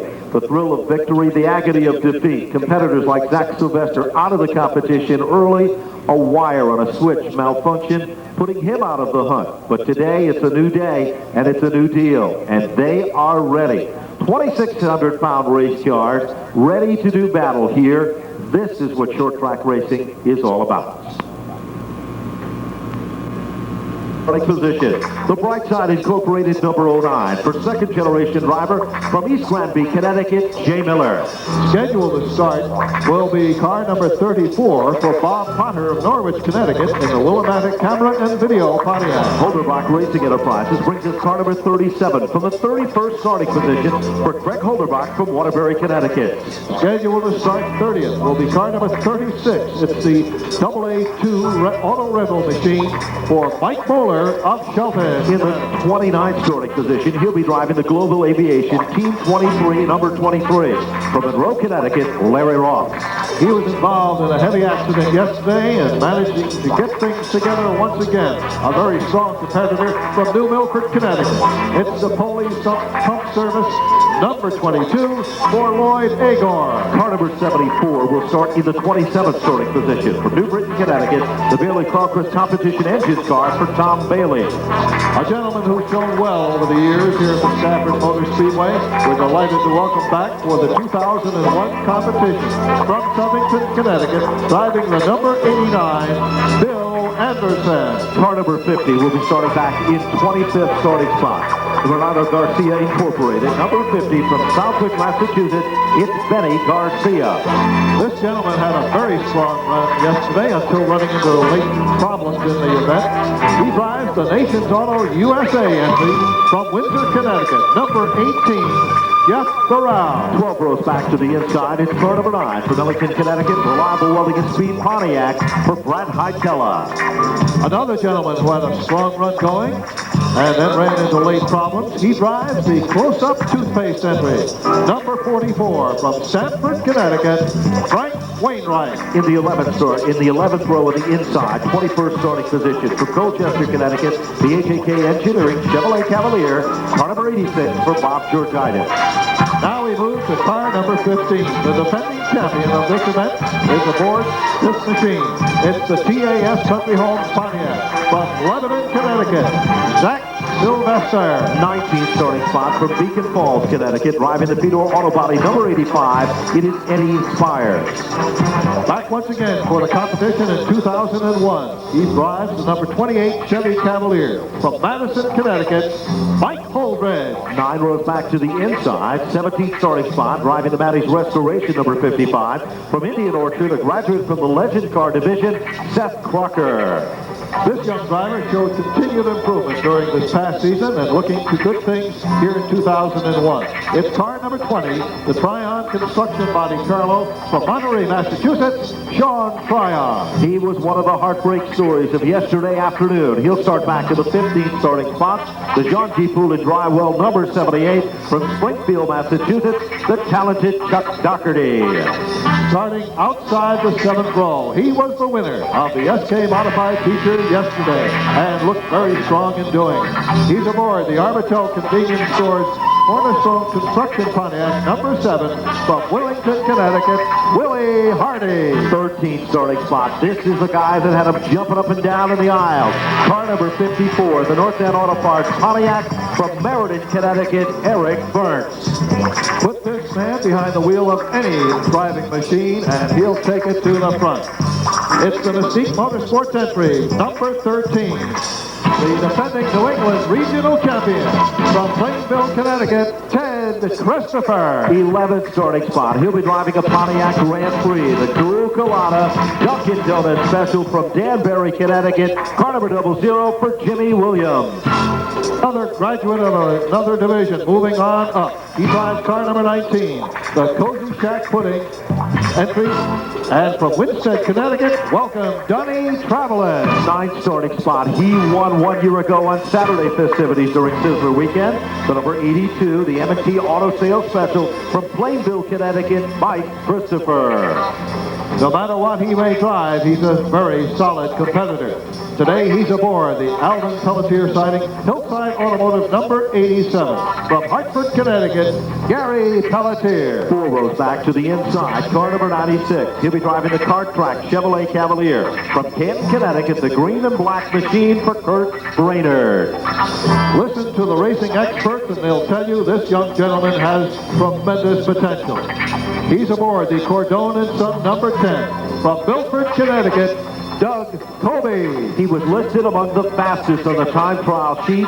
He'll be starting back in the 5th starting spot. The Johnson Chassis race car from Somers, Connecticut for the very personable Billy Bolton, car number 25. This young man gave a good performance yesterday. He drives the Darren's Electric number 29. From Brooklyn, Connecticut, Darren Mendito. To the inside of row number 2. He'll be driving car number 79. From Needham, Massachusetts, the Lombardo Racing Enterprises number 79 for Kerry Malone. This young man had a tough time of it yesterday, but today's another day. He knows how to find victory lane. He's aboard the Southwood Homes Cavalier number 3 from Port Jefferson, Long Island, New York, Jeff Malave. And starting in position number 1, he'll be driving the Sapco chassis machine from Griswold, Connecticut, car number 2 for Kenny Berry.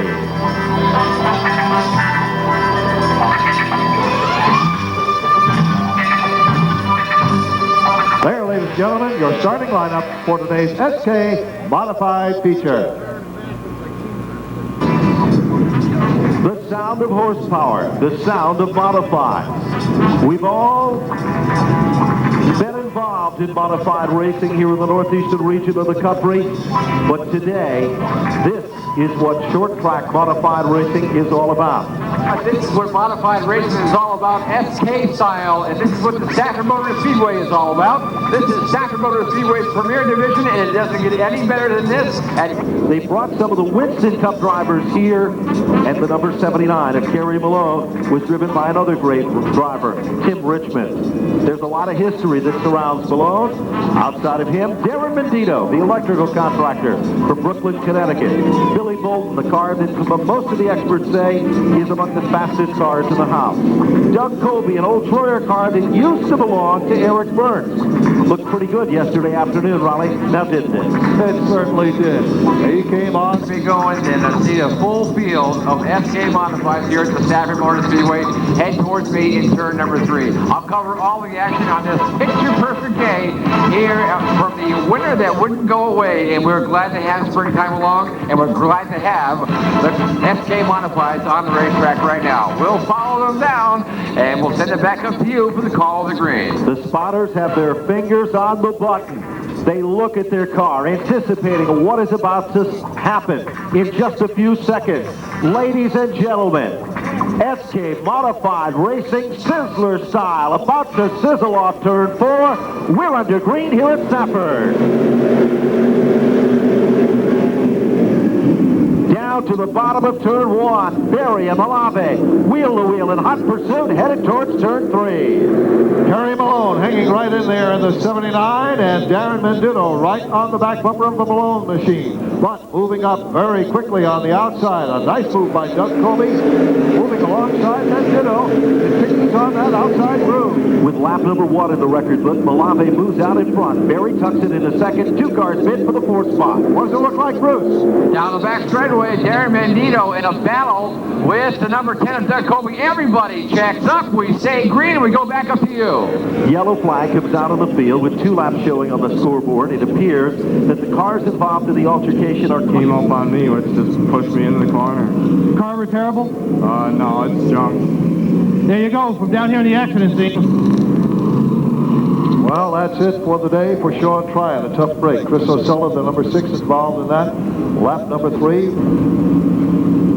The 4th circuit begins here at the Stafford Motor Speedway at the conclusion of a tribute lap to Dale Earnhardt, the Park. Matter of fact, it wasn't long ago that Stephen Park was competing in the SK Modifieds here and running in contention for a title in NASCAR Weekly Racing activities.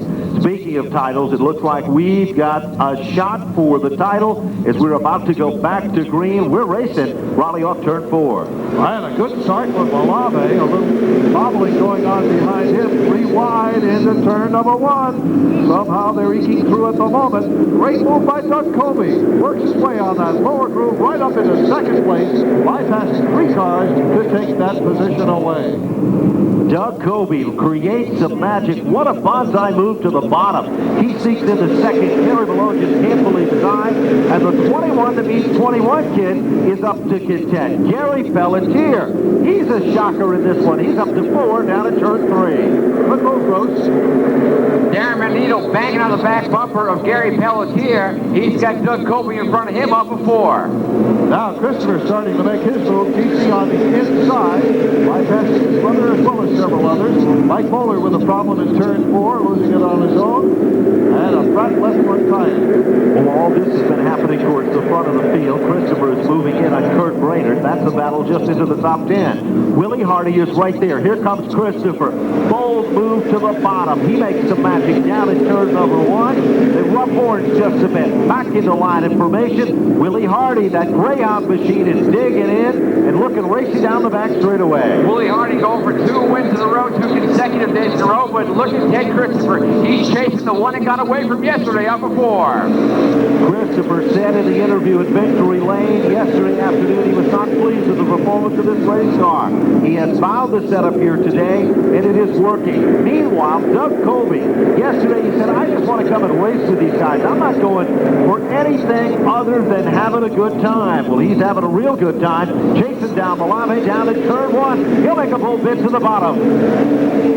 Not quite enough room yet. However, he hangs in there. Now getting sideways. The 87 of Pelletier. Field checks up behind him, but everybody appears to be okay. Once again, Colby will challenge. Not any room there. Darren Mendino. Now we'll see the flashing yellow flag as Pelletier stalled between turns 1 and 2. Well, the second caution of the event comes out on lap number 12. It's car number 87, the car that won the 21 meets 21 event. Will bring Fester in 12, Eric Burt in 13, Kenny Berry in 14, Seth Crocker in 15. Let's go back down on pit road.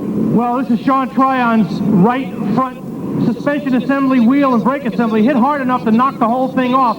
These are very high-performance parts and designed to take a lot of abuse, but obviously not designed to go up against a concrete wall. Sean Tryon out because they can't replace all this stuff in time to get back out for 50 laps, back upstairs. Well, we've just received some technical information concerning the number 25 car of Billy Bolton. A little over-aggression on the racetrack, and he's been put to the rear of the field. Meanwhile, Anderson down at pit road along with Spires looking to rejoin in the competition back down at pit road.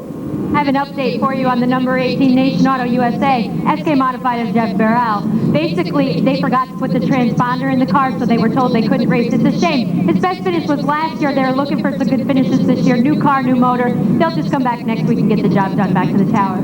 Colby, he won the hearts of the fans here at Stafford in the late model division. He was a top gun there. Moved to the pro stocks. He adjusted well. He's even adjusted well in this one. This is only the first, well, we'll call it the second race of the season. Actually, the first weekend of racing, but the second feature event. They'll come off turn number 4. Colby to the advantage in the outside lane. Malave down low, evenly matched. They head down to the turn number 1. 2 Troyer race cars, slicing and dicing for the lead. Down to the bottom of turn 1, the independent runner Malave. Here comes Colby, reeling him in to the outside in turn 3. Colby up on the outside, brings along Darren Mendito with him. Jeff Malave playing, how wide can I make my car off in turn number 4? The inside lane goes the quickest. Down to the bottom of turn 1. Mendito up to second. The tail that wags the dog becomes the 79 of Malone. He'll take a bite out of third. Here comes Colby.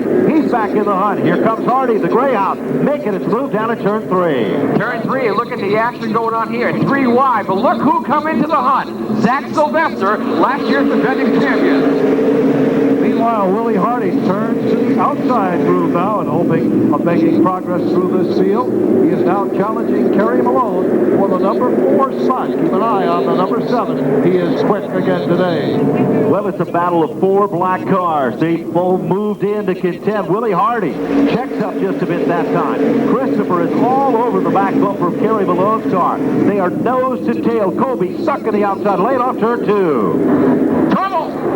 Mike Christopher, Lloyd Agar, involved in an altercation just before the Diamond Vision screen, and that's going to bring out yet another caution. Other cars stopped to the racetrack include the Anderson machine, the Mike Mueller number 36 car, but it appears that the car that has suffered the most damage is the car that is seeming beneath the Diamond Vision. I think they're overdriving their heads. A lot of these guys aren't used to this track. The place is it's like a super freeway out there. These guys are putting the brakes on real hard, going through the corners. It's a mess. I couldn't tell you exactly what happened there. Obviously, somebody got crossed up in front of us. And well, Jimmy, as long as you're okay, we can always fix the car. Absolutely. Thanks. Back upstairs. Well, there'll be a lot of work going on in that team's garage during this upcoming week, along with the crew of the number 22 car of Lloyd Agar. So work still continues. The Simpson safety crew preparing the racing surface just to the right of the Diamond Vision screen. Chris billboard, presented in part by CarQuest. They brought the pit party here this afternoon. And this race 1 year ago today, Zach Sylvester, he started 20th. He's moved up to 8th. Back up to you, Ben. Pace cars looking to take that sharp left to the center of the infield. We've got a picture-perfect start off turn number 4. Mendito, slight advantage, Wally, down to turn 1. How about Mendito? He has really come on strong here in the early going of this new season. Right now, Malave holds the edge coming out of 2. Behind him, Kerry Malone holds the number 3 spot, and Christopher now runs in 4th in the 13 car. A little backup going on, but apparently everybody okay as they swing off turn 4. Well, Bradford suffered the worst of the wear in that one. He got bounced to the outside of the racetrack, and it cost him dearly. Brand new leader emerges off turn 2. Mendito is the guy in command down at turn 3. Darren Mendito up by about 2 car lengths over the number 3 car, Jeff Malave. Kerry Malone slides in for 3rd. Zach Sylvester gets way up high off of 4. A little bit too hard into turn number 3. That cost Sylvester about 2 positions on the racetrack. He'll come fighting back. He's a youngster. He doesn't know the meaning of fear. But down the back straightaway, here comes Willie Hardy. He makes the move to the inside. TC Ted Christopher. He won 40,000 big ones from this Savannah start that gave him the regional title 1 year ago. He's looking racy to the top side of the racetrack. Evenly matched, paired off in rows of 2. 4 black cars in hot pursuit of Malave down in turn 3. Darren Mendito out with a sizable lead now. We've got a side-by-side battle going between Hardy and Malone. Christopher rounds out to top 5 off of 4. Willie Hardy sees the door open for just a minute, but Malave slams it rather suddenly. Malave is going to become the meat in the sandwich. No-go this time down at 3. Tell you what, Christopher beating on the back bumper of Willie Hardy, but here comes Eric Burton, Chuck Doherty off of 4. And Malave fighting off Willie Hardy. lap after lap now.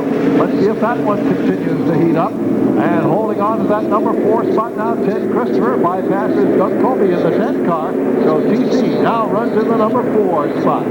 Off the turn they come. Olave still fighting off the number 7 of Willie Hardy. Turn number 4. It is the Billy Bolt machine, car number 8. Once again, lap number 30 of the 40-lap feature. We are under yellow, and the leader is Darren Mendito, the electrical contractor from Brooklyn, Connecticut. He sets the pace out front in the Troyer chassis race car. He is. Have 18 laps left. I'll tell you what. It's anybody's race around the top 5, say even top 10. I'll tell you what, Darren Mendito has done a fine job. He's one to watch. Look for TC. Willie Hardy going for 2 wins in 2 consecutive days, and also Kerry Malone. Back up here. Well, here they come off turn number 4. That pace car has the lights off, and it's going to dip to the center of the infield. Up through the gears, stand on the gas.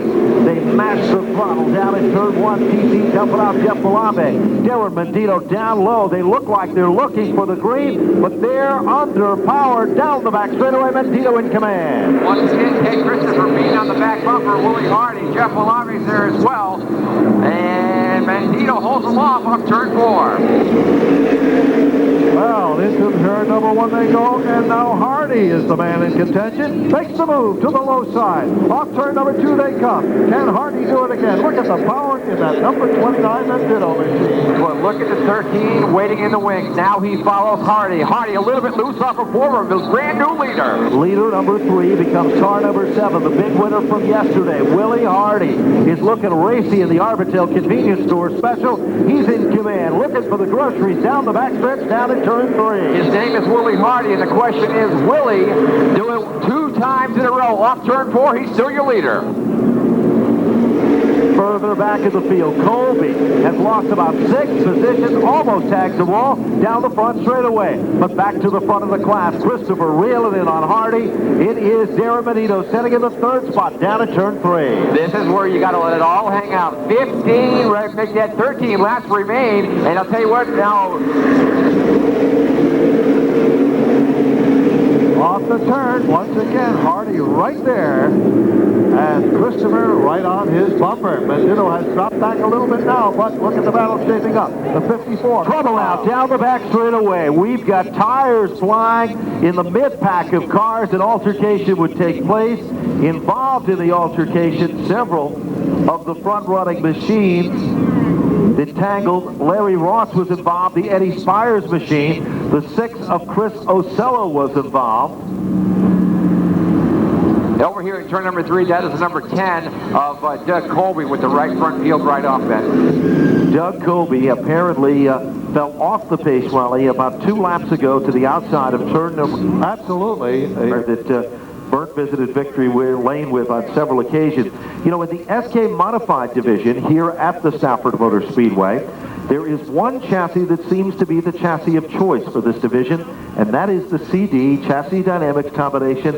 A gentle Christopher spotter telling them what to anticipate of, what to look for. The stage is now set. They're going for the gusto. Nobody's going to save anything. They are looking for the win here before this record-breaking crowd on Spring Sizzler Sunday. They go up through the gears. The green flag is out. They are side-by-side, Raleigh, down at turn 1. Oh, side-by-side.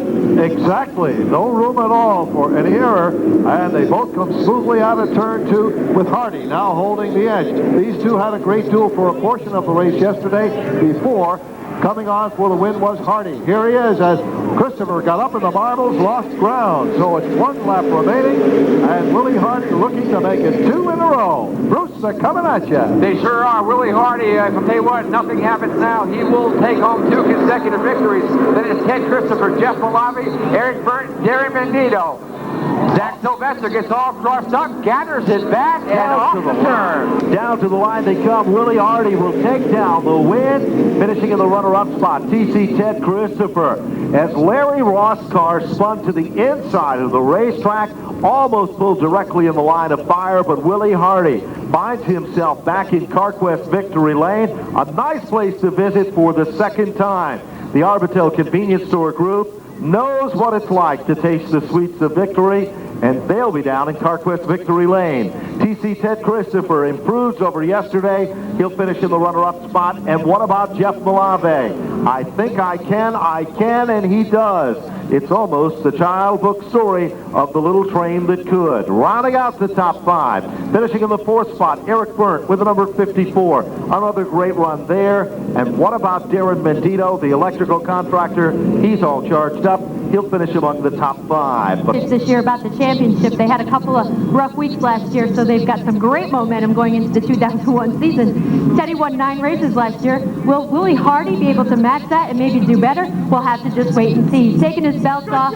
More congratulations from the crew. A very excited spotter, it must be, coming back from the grandstands. A lot of celebration. A great group of guys. They've stuck together for a long time, and it really shows. You need good communication amongst your team members, and obviously they show that it works here at Stafford Motor Speedway. Getting his photo taken for the history books. Willie Hardy, of course, had the Greyhound program. If you want to adopt a Greyhound, you can come visit Willie Hardy in this number 7 car. He can tell you all about how to do that. You know, a charity tied to the car. Obviously, nice guys don't finish last here at Stafford Motor Speedway. They finish first. He's got the checkered flag in hand, CarQuest towel around his neck. One more drink of Crystal Rock. He's earned it. And I believe he's going to get up out of the car. Ladies and gentlemen, let's hear it for Willie Hardy, driving this Arbortel Convenience Store number 7 to Victory Lane.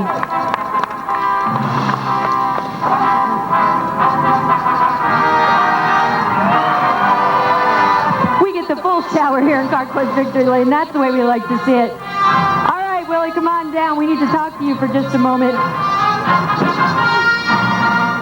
More congratulations as Willie will come around the front of the car. High fives from the team members and some hugs. Not bad. More congratulations. Got the CarQuest Auto Parts medal around his neck. Willie Hardy, congratulations. 2 in a row. 2 in the same weekend. You didn't give anybody else a chance. That's the way we like it. They had plenty of chance there. We had a lot of competition. These guys are great. It's great to run against Teddy that tough. A lot of fast competition this year. Coming from 14th position, obviously you've got a lot of new drivers out there. You've got people who are veterans. What was the key to keeping it in one piece and getting to the front? Oh, really, a lot of luck, being in the right spot at the right time. Having an awesome race car, Chachi Dynamics car, awesome motorability kit, awesome transmission from Johnny for Transmission Clinics. This thing is just working. Dream weekend, unbelievable. Now, as we say, we have some drivers out there that maybe don't have experience, but they've got the enthusiasm because they've driven in other divisions. What's it like for you as a guy with experience out there trying to keep an eye on them as you're trying to get around them as well? Well, it's just like any other race car driver anywhere you go. You just got to study what they do and how they run, and when you're coming up behind them and you can get by them, you just got to study how to get by them and go by them.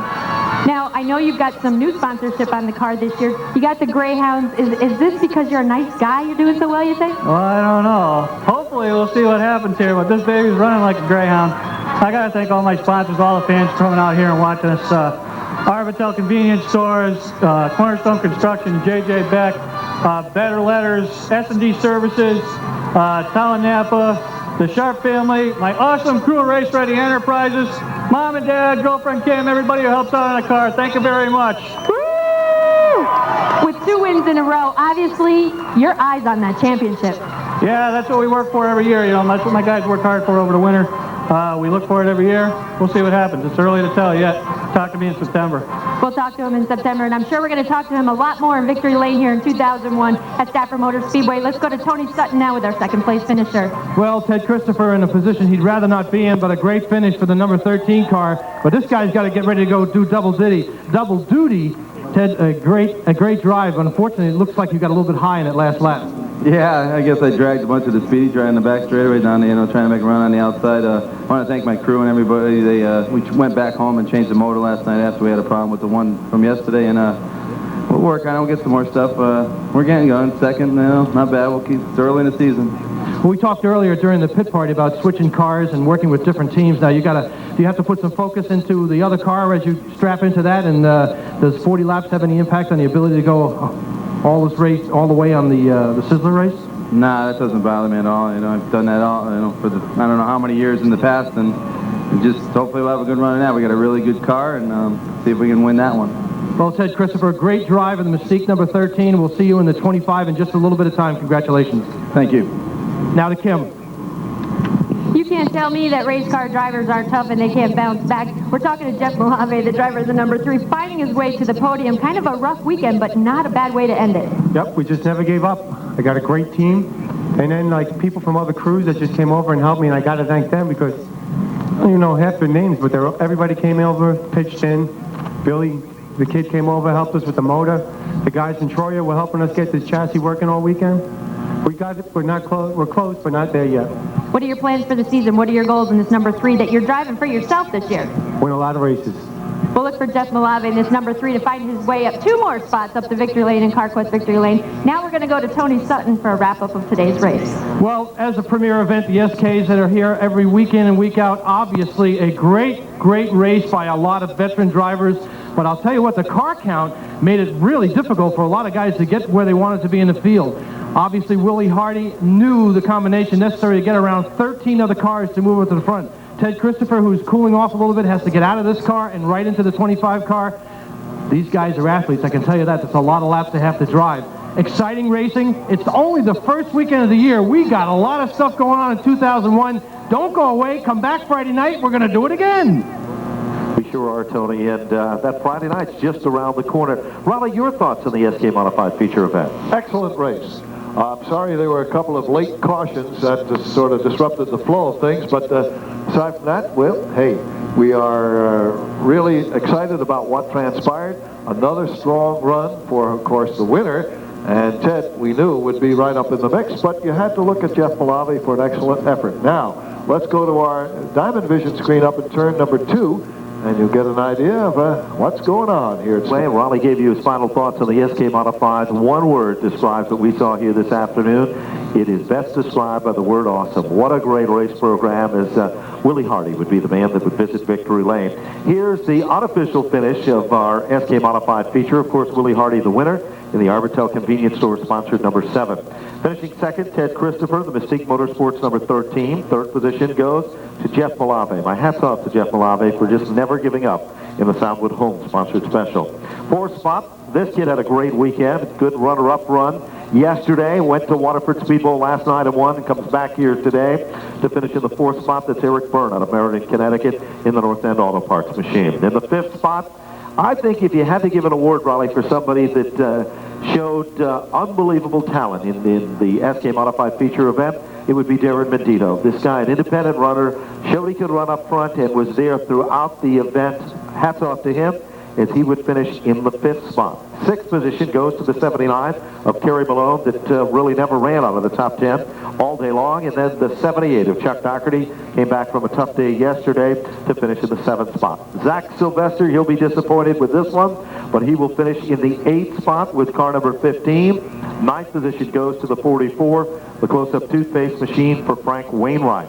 In the 10th spot, the number 19, another kid with a ton of talent, Donnie Travlin will finish there with the Cozy Shack's pudding machine. And in the 11th spot, it'll be the number 9 for Brad Heitella. 12th position, Kurt Brader, the number 96. 13th spot, the number 55 car. That, of course, is Seth Crocker, a graduate from the Legend Car division. Then we go to the 86 of Bobby Georgiadis in 14th. The 37 machine for Craig Holderbach in 15th. And in 16th position, the number 87 for Gary Pelletier. 17th spot goes to the number 28 machine. The driver of that car is Mike Holdridge. 18th position, the number 89 for Billy Anderson. 19th spot, Benny Garcia, the number 50. 20th position, the number 09 for Jay Miller. 21st position, the number 82 for Mike Christopher. 22nd position, the number 23 car for Larry Ross. 27th position, the 36 of Mike Mueller. 24th position, the 85 of Eddie Spires. 25th, the number 2 machine for Kenny Berry. 26th spot, Doug Colby, the number 10. 27th spot, the number 6 car for Chris Acello. In the 28th position, the number 25 machine for Billy Bolton. 29th spot goes to the 00 of Jim Williams. And in the 30th position, the number 22 for Lloyd Agar. 31st position goes to the number 18 of Jeff Burrill. 32nd position goes to the number 20 of Sean Tryon. 33rd position goes to number 74 machine, driven by Tom Bailey. And rounding out the field, it'll be car number 34, and that, of course, would have been the Bob Potter machine that did not start the event. So there is your unofficial, official finish. How about that? It'll work for any of that, but he did a great job. My hat's off to him. I had the opportunity to meet that gentleman with his young son a year ago, and a great family, a nice group of people, and I'm really pleased for them that they had a great run on this picture-perfect afternoon here. Another changing of the guards, Raleigh, so while they're doing all of that, we've got a ton of great stuff to tell the fans about who are enjoying the sunshine. The BRE Ace Molding Chevrolet from Reno, Massachusetts. Car number 3 for Tommy the Kid Gravino. 29th starter, car number 34 from Broadbrook, Connecticut, the Bree Racing Chevrolet for Jerry Marquis. In the 28th starting position, he'll be driving the Sibeli's Mobile Suburban Chevrolet number 29. From Springfield, Massachusetts, would you welcome Paul Supernaut. 27th starter, car number 18 from Beacon Falls, Connecticut, the S&S Racing Chevrolet for Eddie Spires. Brasco Fuel Company brings us car number 71 from West Springfield, Massachusetts. Ladies and gentlemen, former Spring Sizzler winner, Bob Polvereri. 25th starter, car number 16 from Ware, Massachusetts, the Diversified Metals Chevrolet for Chris Kopak. In the 24th starting position, the West Side Finishing Pontiac from Holyoke, Massachusetts, car number 83 for Chris Wenzel. 23rd starter, car number 94 from Richfield, Connecticut, the Pepsi Chevrolet for Todd Zegedy. In the 22nd starting position, the Portland Transmission Chevrolet from Portland, Connecticut, car number 54 for David Etheridge. Rolling off in 21st from Howell, New Jersey, the Mastro Battisto Chevrolet, car number 77 for John Blewett III. In the 20th starting position, driving the Virginia Motor Speedway JD Imaging Services Pontiac from Belport, Long Island, New York, veteran driver Tiger Tom Baldwin. 19th starter, car number 72 from Bridgewater, Massachusetts, the IGA Supermarkets Chevrolet for Jimmy Q. 18th starting spot, a graduate from the SK Modified Division, the Newcomb Spring Corporation Chevrolet Cavalier from Southington, Connecticut, car number 28, Jamie Askler. Next on the grid in 17th, car number 10 from Summers, Connecticut, the Wildwood Acres and Wood Construction Chevrolet for Dan Avery. Petro Fuel Oil Service brings us the 16th starter to the grid, car number 96 from Bayshore, Long Island, New York for Howie Broad. 15th starter, car number 20 from Chicopee, Massachusetts, the Auto Body Supplies and Paint Chevrolet for TV Tim DeRoy. 14th starting spot, runner-up in the NASCAR Featherlight Modified Series from 1 year ago, the Let's Care Kitchens Painter's Edge Pontiac from Rocky Hill, Connecticut, car number 2. They call him the Reggie Ruggiero. 13th starter, car number 15 from Southern New York, the Triple Crown Trailers Pontiac for Joey Caraccia. In the 12th starting spot, he's the big winner one Sunday ago, the Sheba Racing Enterprises number 8 from Auburn, Massachusetts, Rick Fuller. 11th starter, car number 44 from Agawam, Massachusetts, the Mardi Gras Chevrolet for Ricky Miller. Moving now into the top 10, 10th starting spot, the Brad LaFontaine Prepared Universal Welding ADP Furniture Installation Chevrolet from North Babylon, Long Island, New York, car number 17, Mike Iwanitsko. 9th starter, car number 31 from Franklin Square, New York, the Ferrante Racing Chevrolet for Tony Ferrante Jr. He would have to be, if you look at the statistics for Sizzler competition, one of the favorites. The Eggland's Best Rebuilders Automotive Chevrolet from Coventry, Rhode Island, car number 21, Mighty Mike Stefanik. 7th starter, this driver won the Bud Pole yesterday, but after the redraw, will start 9th. The driver of car number 79 from Southington, Connecticut, Hill Enterprises, and the Stop and Shop Pontiac for Eddie Flemke. 6th starting spot, driving car number 11 from Northampton, Pennsylvania, the Bear Motorsport Chevrolet, former champion of the Featherlight Modified Series, Tony Hirschman. 5th starter, car number 14 from Howell, New Jersey, the United Crane Rentals Chevrolet for Ken Woolley Jr. In the 4th starting spot, it is car number 25, the ATC Creedy Dodge from Plainville, Connecticut, TC Ted Christopher. Starting 3rd, car number 73 from Dewshore, Pennsylvania, the State Line Auto Auction Chevrolet for L.W. Miller. Outside, row number 1 in position number 2, the Perth Amboy Spring number 99. From Howell, New Jersey, they call him the Jet, Jamie Tomeno. And the driver will lead him around, starting from the pole in car number 4, the Mystic River Marina Dodge from Manchester, Connecticut, Robbie Summers. Ladies and gentlemen, there are the Featherlight Modified Series competitors getting strapped in as we take a look at the Diamond Vision screen. I'd like to let everyone know the black Suburban that went by, Lenny Bowler, not feeling well, but here at the racetrack to give a thumbs up to all the drivers. Lenny Bowler one of the long-time legends in this particular racing division, both as a driver and as a car owner, as a car builder. Feeling better, but still not up to 100%. We wish him the best and a speedy recovery. We are waiting now for a sign from the Featherlight Series NASCAR officials. We are making sure everyone is strapped in. It takes a couple of minutes to get the belts over the shoulders and across the waist. We want to make sure everyone positioned properly in their cars, and then we will... Welcome to the main event.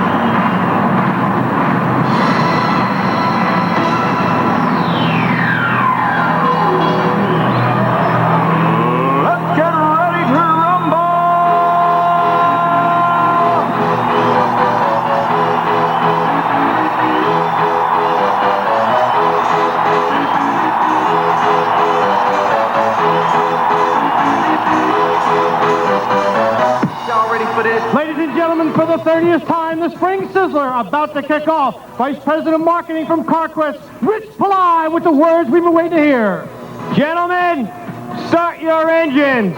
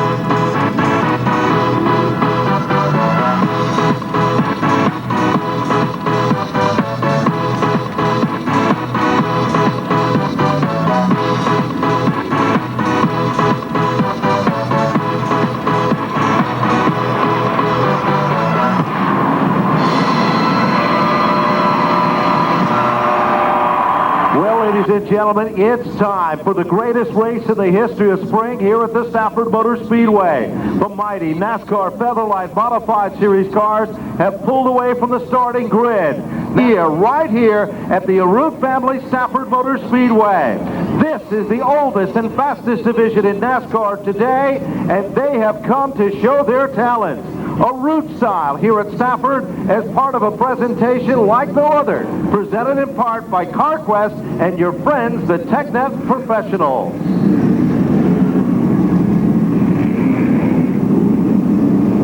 The field now doubles up and heads beneath the Diamond Vision screen as it heads down from within if he's going to end up back into the winner's circle. To the rear of the field, among them being the 44 of Ricky Miller, Mike Iwanitzko, Tony Hirschman. The reason for that situation is due to the fact that they were late for the drivers' meeting. There are rules and regulations, and there are no exceptions to the rule. Speaking of exceptions, ladies and gentlemen, we are about to go green for the greatest race in the history of spring, the Spring Sizzler, here at the Stafford Motor Speedway. And it's Robbie Summers that gets the jump as they head down into turn number 2 for the first time. Jamie Tomato pulls in the line in second, down the back straightaway, side by side for third. L.W. Miller to the inside. Ted Christopher to the outside. Give the spot to Christopher as they come off of turn 4 to complete lap 1. And it's Robbie Summers to lead the field across single file formation at the front of the field. Jamie Jet will fall into second. Christopher, L.W. Miller, and Mike Stefanik, the top 5 down the back straightaway to turn 3, Gary. One car steps on the line. Jamie Tomato look for some racing room down there. Thought better of it. Takes them back in line as they work off turn 4. Back to the stripe they come. Tomato tucks it back. Trouble up at turn number 4. Supernaut goes around in front of Gary. Paul Super now with car number 28, had nowhere to go, and the machine just went around and he backed it into the ARPCO barrier. First caution of the event flies here on lap number 2 of 200 in the event with Robbie Summers at the front of the field.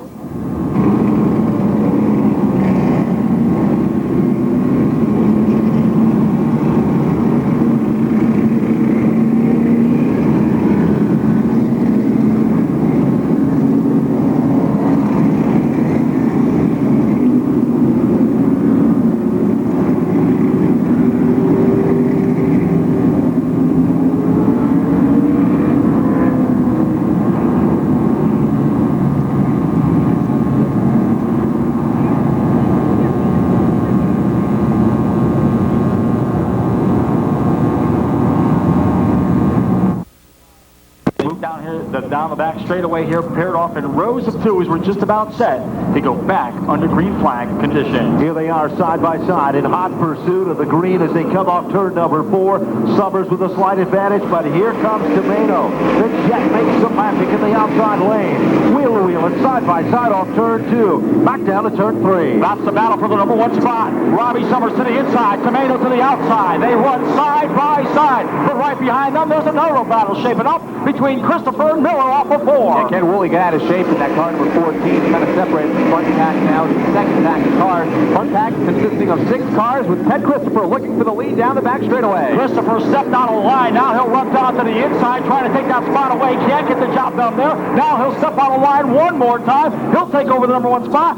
Summers gets shuffled back to 3rd. No question about it. Ted Christopher with forward light. He stood on the gas. He created the magic and took over the lead. The tail that wagged the dog becomes L.W. Miller with car number 73. Miller sinks into 2nd. This kid's got a good run going for himself. He finds a home in the runner-up spot. Further back, Tomeno shuffle further back in the top 10 as we go back to turn 1. Ledger and Jarrow trying to gain a few spots in car number 2. He's up into the top 5 now as they run single file down the back stretch. The first side-by-side battles for 6 and 3. And that is Ken Woolley. He takes a peek to the inside and he'll pull Rick Fuller along with him as they work it off turn 4. Fuller not afraid to use that bumper on car number 8. He's glued to the back bumper of the number 14. Rick Fuller is driving like a man who wants to win this race, and that's what he's doing. He's going for the gusto down in turn 3. Rick Fuller will take that spot away midway down the back straightaway. He'll also pull the 79 of Ed Butke Jr. Tomeno is still caught up on the outside. Rick Fuller from 12th place now up to 8th. Single file down into turn number 1. Eddie Butke now trying to get the spot on Jamie the Jet down in turn number 2. That's where the battling is, down the back straightaway into turn 3. Yellow flag comes out of the field. We've got a melee down in turn number 1. Mikey Winitsko involved in that altercation as we speak, along with Jimmy Kuhn, the number 72 car. Looks like the 3 of Tommy the Kid Crovino. As now it appears that the number 17 of Mikey Winitsko is trying to pull back the number 3 car. Those 2 cars are locked together, and a 3rd car was involved in the altercation. It looks like it is the 17 car. Had such a good year a year ago. Of course, during that 2000 season, he sat behind the wheel of car number 21 for the Art Berry combination, a combination that worked very well for Mikey Winitsko. They purchased Kuhn a week ago. Boy, he was turning in some good, strong runs. Before he met with his fortune, the car started to leak some fluid on the racetrack, and he was black flagged from the competition. Tommy the Kid Crovino, he's had no luck on this Sizzler weekend as well. Crovino on pit road here on lap number 14, just at the entrance to turn number 1. Car number 3 started deep in the field, took a provisional to get in from Raynham, Massachusetts, the Bree Ace Molding Chevrolet. Mike Iwaniska's pit. The board is out. We're waiting for Mike to pull in. He is on pit road right now. The crew waiting for him to come up. Jack's on the wall. They're going to check the car over to make sure it's okay. Iwaniska at his pit box right now, and we will watch what happens and report back. Well, there's a lot going on down at pit road. People are beginning to settle in. So we're just about ready to get back under green flag racing condition. It's Christopher and Miller that will bring him down. Here they come off turn number 4. TC Ted Christopher stands on the gas, goes up through the gear. L.W. Miller a little bit on his feet initially on that restart. Robbie Summers comes back to life, and look out, here comes the red, the Les Care Kitchens machine. It's making some magic, and right there with him is Rick Fuller down in 3. But Jared now working to the inside of Miller will take that spot away. In the meantime, it's pulling Rick Fuller along with him. One car on the outside getting a great run. LW Miller in the 39. Here, Reggie get together though, and Miller goes spinning into the outside wall. Rick Fuller's collected Eddie Flemke and several other cars in turn 1. It almost appears that something might have let go on the number 73 machine, but LW Miller was able to pull away from the scene of the altercation. There was literally 6, make that 7 or 8 cars down in turn number 1. But cars that have moved away that were involved include the number 8 of Ricky Fuller. Fuller was able to pull away under his own power, and ironically, every car that was involved in the altercation now pulls away from the scene of the skirmish down in turn 1. Among the cars involved was the 20 of Tim DeRoy, the number 71. Of course, that's the 71 machine for Bob Polvereri. Eddie Flemke's number 79 car, the 54 of David Etheridge, and the number 15 of Joey Caraccia. All of those cars was involved in that mix-up that brought out the third caution of the event with 18 laps in the record books. Let's go down on pit road where Eddie Flemke Jr., the fastest car from yesterday, is heading in with a flat right front tire. Flemke hits this all to Tony. Flemke on his way in, the tire knocked down during an indication. The team is over the wall right now working on the car, trying to get the tire changed as quickly as possible. What they do not want to do is go a lap down, but there is some damage in the front of the car, and they're working hard to get the wheel off. Also, a lot of material coming out of the front of the car. There's damage to the cooling system. Flemke leaking a lot of coolant on pit road. We're not sure exactly what they're going to do, but it doesn't look good for Ed Flemke because the wheels are pointing in 2 different directions. LW Miller also on pit road in the 73. Bob Polvereri has a right front down along with Dave Etheridge in the 54. Jimmy Kuhn goes behind the wall in car number 72. Dan Avery also on pit road in car number 10. So pit road a busy place here in the first 20 laps. Look at the Flemke machine. If you take a look at the right front wheel, it is literally not only towed out, but the camber is unbelievable. And the Flemke car pulls behind pit wall. So we'll look for Tony Sutton or Kim Hart to give us a full report on that. But it looks like Ed Flemke's day has suddenly come to a close. Let's go back down on pit road.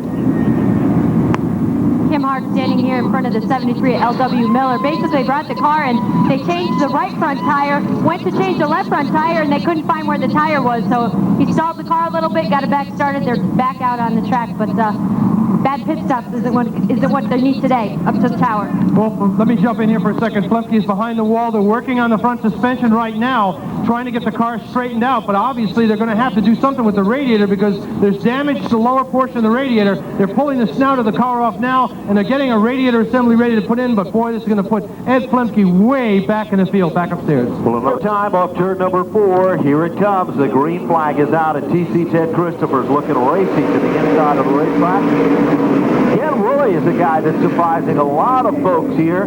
He moves in to put the pressure on Stefanik, and Ferrante's got a problem. Baldwin crossed up. Matt Scramble further back in the field. Let's check it out down in turn 3. Everybody is scrambling in for positions, one car off the pace. And meanwhile, Jamie Askler, mid-pack, is trying to work his way up as they work off turn 4. Tony Ferrante slowed, and Jamie Askler benefited the most in a whole bunch of spots. But right now, back in the front of the field, the top 6, single file, Christopher, Robbie Summers, Mike Stefanik, Ken Woolley, Jamie Camano, and Paul Supernaut.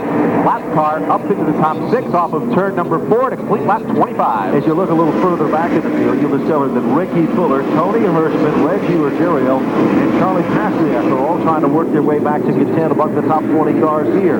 But there is literally a pack of 6 cars that have moved out at the front of the field. TC Christopher leads them back to the line. Then it is Robbie Summers setting in second.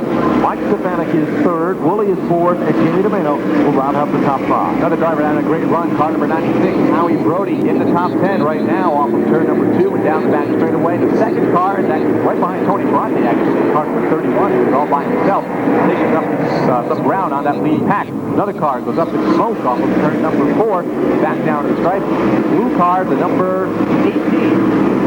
No question about it. It appears that Spires has his share of problems here this afternoon with that race car. But now 5 cars have moved into contention for the number 1 spot. Ted Christopher's got about, well, less than about 5 feet between him and second as we go back to yellow.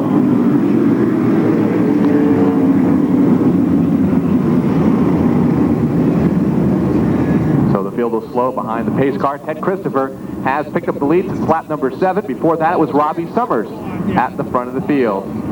Full of caution. On lap number 28. So we'll slow the field once again. Hey, don't forget, opening Friday night coming up 5 days from now. The front right shock, top tower off. They pulled the shock out completely, and now they're checking it out as they look at the overall suspension. There doesn't appear to be any damage, but obviously something wrong with the shock in L.W. Miller's number 73 as the crew works frantically to replace the suspension components and some steering components on the front of this car in order to get them back out on the racetrack. So running so well early has his problems here in the early stages of these models, and the SK Modifieds all in action. Starting. The steam coming from beneath the radiator of the race car. Now it picks out at the rear of the field. Let's head back down on pit road. Well, they put water in the car. It was pushing water out the overflow tank, and they put more water in it to cool. I can jump in real quickly. Ed Flemke, they've replaced the radiator, replaced 2 suspension components on the front, and Flemke is now heading back out on the racetrack. Obviously a number of laps down, but a credit to the crew and the work that they did. They had to replace a number of pieces in the cooling system, including the radiator assembly and a couple of pieces in the front suspension, and the number 79 back on the racetrack. All right, we're set for the restart this time around. Pace car pulls on pit road, and Ted Christopher leads the field off of turn number 4 for the restart on lap number 35. Mike Stefanik goes right along with him to the front of the field in turn 1. Mike Stefanik makes the transition. He'll take over second. Car number 21 is looking to the back bumper of the Christopher machine down in 3. Ted Christopher shows the way. Mike Stefanik is second. Robbie Summers is there in the 3rd spot, and Ken Woolley is 4th off of turn 4. So Miles Stefanik peeks to the inside down the front straightaway, but will fall back to the line. Christopher holding the race lead with Robbie Summers in 3rd. Ken Woolley, Jamie the Jet Tomato, the top 5 single file for now, heading for 3. Ted Christopher now trying to separate himself from the Stefanik machine, but in the corners, Stefanik starts to close in just a little bit. Well, that's been happening up front. There's another battle going on. Reggie Ruggiero and Rick Fuller have now moved themselves back into the top 10. They're coming to the front with a vengeance. Along with them is Tom Baldwin, Ferrante, and Jamie the Jet Tomato. They're looking good down at 3. Baldwin now trying to close in on the Ferrante machine, but right behind him it is Blue as they exit turn 4. Up the Tim DeRoy goes around. It's TV Tim DeRoy with car number 20. We're back under caution. TV Tim goes spinning. Way, that is car number 21 of Mike Stefanik and the 14 of Ken Woolley. I told you at the top of the broadcast, if you had a good car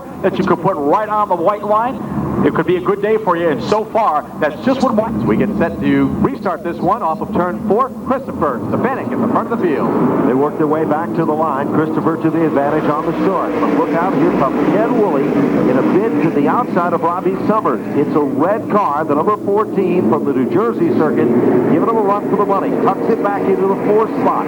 Here comes Ferrante. Tony Ferrante turning in some good runs to the outside. He's actually the first car since the caution to go to the outside of the racetrack.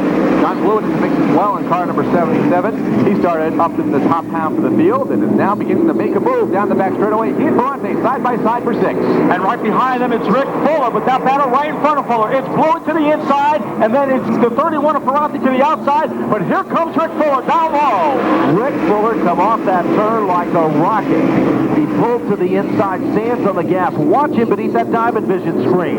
He stops on the throttle, and that car's got some forward bite and horsepower. It wheels in its next target, and that's John Blewett. Backs out of it just a bit, and the guy that's right there with him is car number 2 for Reggie Ruggiero. We've got a dogfight towards the front of the field. For about the 2nd spot on back as Ted Christopher is checked out. Stefanik has that position. Robbie Summers, Ken Woolley, Jamie Tomato, John Blewett started 21st. He's up to 6th. Rick Fuller and Reggie Ruggiero right now the best battle on the speedway for 7th and 8th off of turn 4. Then it's a big gaggle of cars back down to the stripe, starting with Chris Wenzel, Charlie Pastriak in that mix as well, and car number 5 down into turn number 2 and off the corner. That's where the action is, down the back straightaway. Well, now here Reggie Ruggiero. He'll step on a line. He'll look for racing room up to the outside, can't find the room he needs, and he'll tuck it back in line. Well, Reggie Ruggiero makes the move to the outside of Ricky Fuller once again. The Let's Care Kitchen machine is trying to make a move to the outside. Can't do it, tucks it back in a formation. Bordemeyer down turn 2. 04, Fred Bordemeyer got into the 44 of Ricky Miller, producing the 6th caution of the event here on lap number 46. Fred Bordemeyer with car number 04 again has no luck at all. Bordemeyer makes it back out, but look at the white front tire on that car. It is towed out. so he'll be making a quick trip back into the pit area as well. Jamie Askler also down on pit road, as well as the number 94 machine. We saw Reggie Ruggiero trying the waters out on the outside, trying to get around the Rick Fuller machine. It looks like Reggie has a car that can get out there, and if he may be able to get by the 8 car. We'll have to see as the green flag goes back up in the air. The green is back out here at the Stafford Motor Speedway. Ted Christopher takes command. Meanwhile, Woolley to the outside of Rob Summers. That's what we saw him do in the last restart. Can't do it, tucks it back into line. Here comes Blewett. The Reg is on a roll down in turn 3. Reg now will go by the 8 machine and the tomato machine as well. His next victim is car 77 of Blewett as they exit turn 4. Reg was shot out of the cannon down the back straightaway, picked up 2 spots to the outside of Tomato and Fuller, and now goes to work on John Blewett the 3rd for the 5th position. Down the back straightaway right now, single file, being led by Christopher. Nose to tail right here in turn number 3. It is Ted Christopher shown away. Mike Stefanik is 2nd. Robbie Summers is 3rd. Ken Woolley 4th, and Fuller rounds out Trouble off at turn number 4. Chris Wenzel hard up into the wall. Chris Wenzel hits the wall at a ton. Ricky Fuller, with a little help from Tom Baldwin, those two come together. Involved in the melee is the 3 of Tommy Crovino, the 71 of Bob Polvereri, the 44 machine for Ricky Miller, and it looks like TV Tim DeRoyan with the number 20 was also involved, but the car that hit at a ton was Chris Wenzel's machine. He literally shot out of a cannon and made heavy contact with the front end of that machine. Tough break for him. Wenzel's a fine independent runner. 44 of Ricky Miller. Joey Caraccio also involved in car number 15. Not sure if he had a lot of contact. And hit the wall at a ton. Then that set off a second chain reaction as Polvereri's car was involved to the outside. TV Tim DeRoyan was also okay. Tony Sutton down covering the scene. We'll hear from him in just a moment. We will go red here on lap number 50. The lower portion of his back, rather than take any chances because these guys are operating on such a high level of adrenaline when they're racing, they're going to take him into the ambulance, into the center, infield center care center, and check him out to make sure he's okay. But I want to let all his fans know that he was up, he walked to the ambulance, and he's okay, but a little shook up. Well, that's good news concerning Chris Wenzel, a very popular independent driver, as we said. What a tough way to start. Look at the Polvereri machine. If you can see from your vantage point, those of you see come back to the front of the field. It was kind of a dynamic duo situation, him and Ricky Fuller. No, they're just driving a little too hard at times. The guys in the back, there's a lot of laps to go. I wasn't really pushing the car. I mean, we had a great car. It's unfortunate we're out of the race, but there's no reason to drive like that. Well, Bob Polvereri, the 71, out of the race. They're putting the jack stands on the car, but a lot of damage, as you pointed out, Ben, on the left-hand side of the car. Disappointed Bob Polvereri behind the wall. A race clean, so you put it behind the wheel of your race car, and you're almost...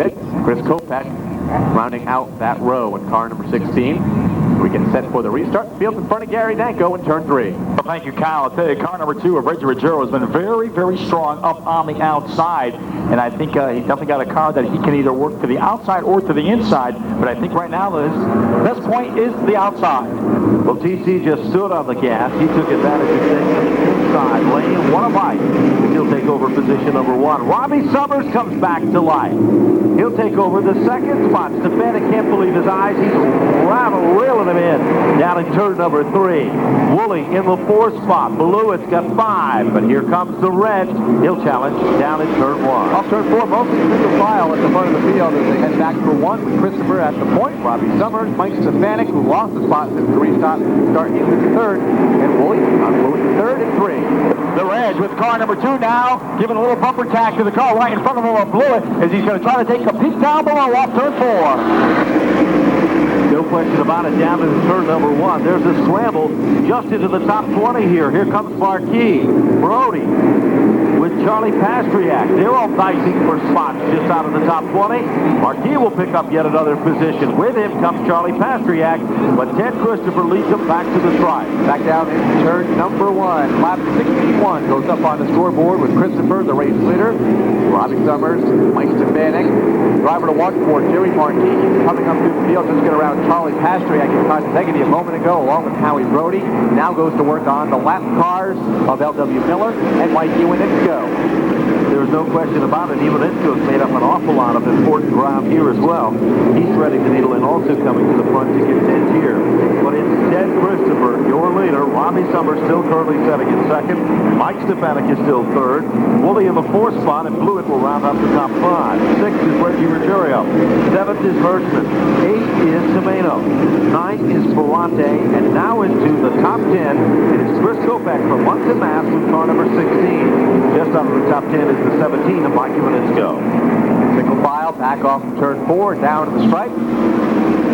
Race leader Ted Christopher now begins to extend his advantage over the 4 of Robbie Summers. Down the back straightaway, the best battle is for 5th between Ruggiero and Blewett. Ruggiero for the last several laps has been trying to find a way around that yellow machine of Blewett, but he still can't do it as they work off turn 4. There's no question about it. He's giving it his all in this event with 65 laps in the record book. He'll try to apply the pressure here. Another battle shaping up is Mike Ivanisco. He's trying to reel in on the back bumper of Chris Kopeck. Further back in the competition, here comes Fuller down to turn number 3. He goes to the outside of Brody. He's trying to sweep up to the outside of the Brody machine. He'll make that move, stick off turn 4. Position outside of the top 20 for Rick Fuller, but every position counts here in the mid stages of the event. Trying to work around Brody, who's strong, to the inside. They're side by side down the backstretch. Fuller up to the outside, Brody to the inside. Fuller has a slight advantage in turn number 3. He'll take that spot away. Fuller looking racy. He'll move in on his next target, L.W. Miller, who lost a few laps in the pit area with car number 73. Rick Fuller is trying to get back into contention to win this Sizzler event. L.W. Miller drops off the pace to the inside.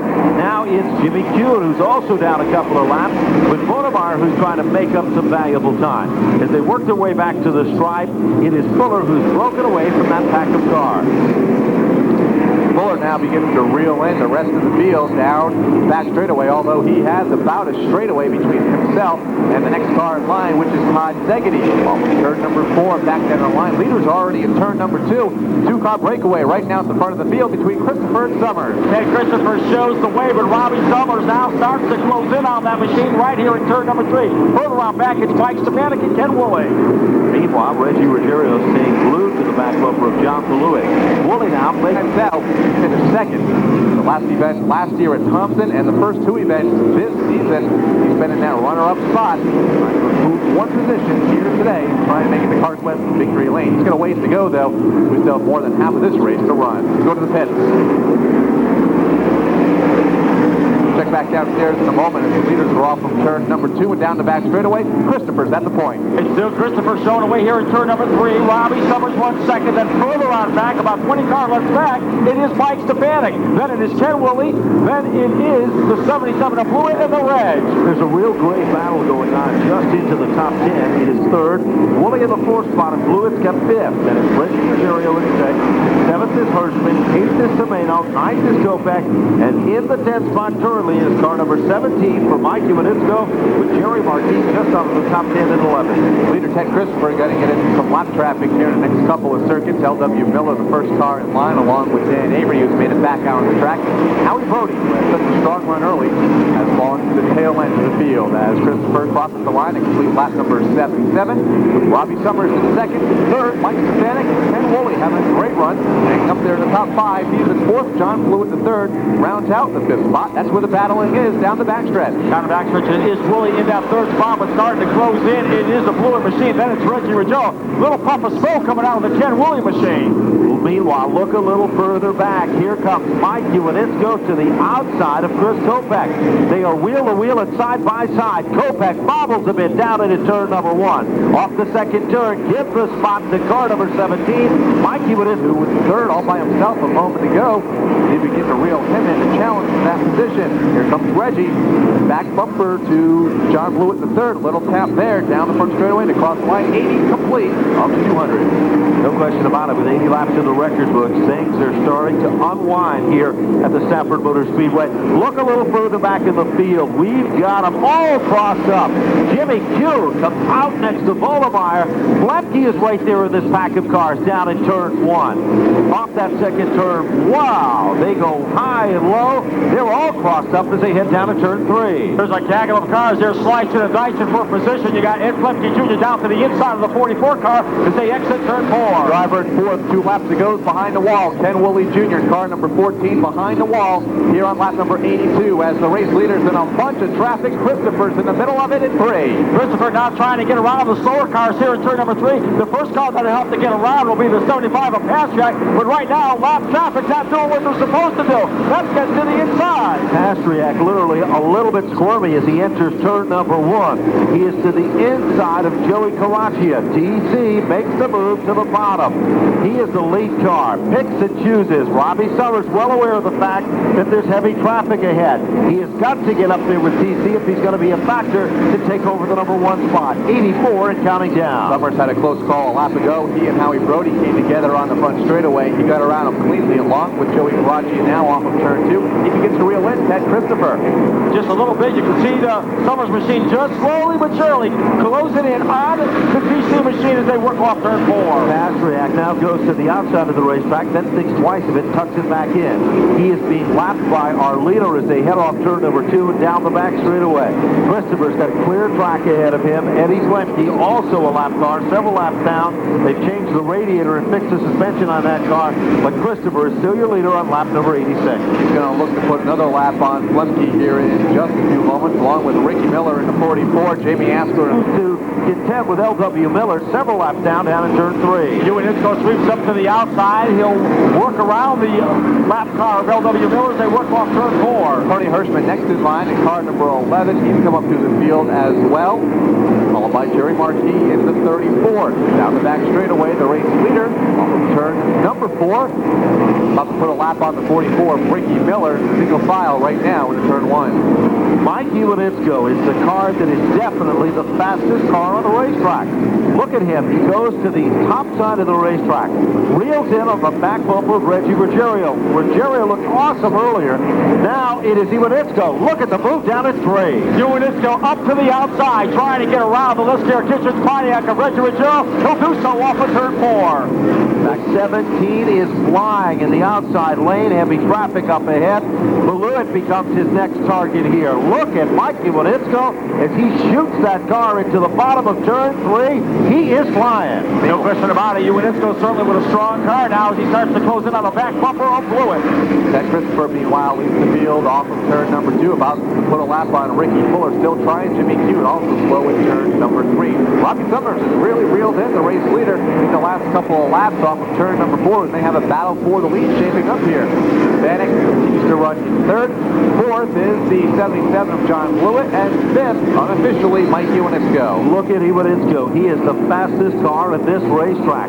He goes to the outside, thinks twice of it, runs right there on the back bumper of Beluit down to turn 3. Ewanitsko certainly with a strong car. He can definitely run the outside. There's no question about it, as they'll try to make a move on the Beluit machine. Paul Pastriak will go a lap down in car number 76, along with Joey Caraccia in the coming laps. Come off turn number 4. Beluit's got a mirror full of red. That red's the number 17. It's Mike Ewanitsko right there in this dogfight as the battle continues off turn 2.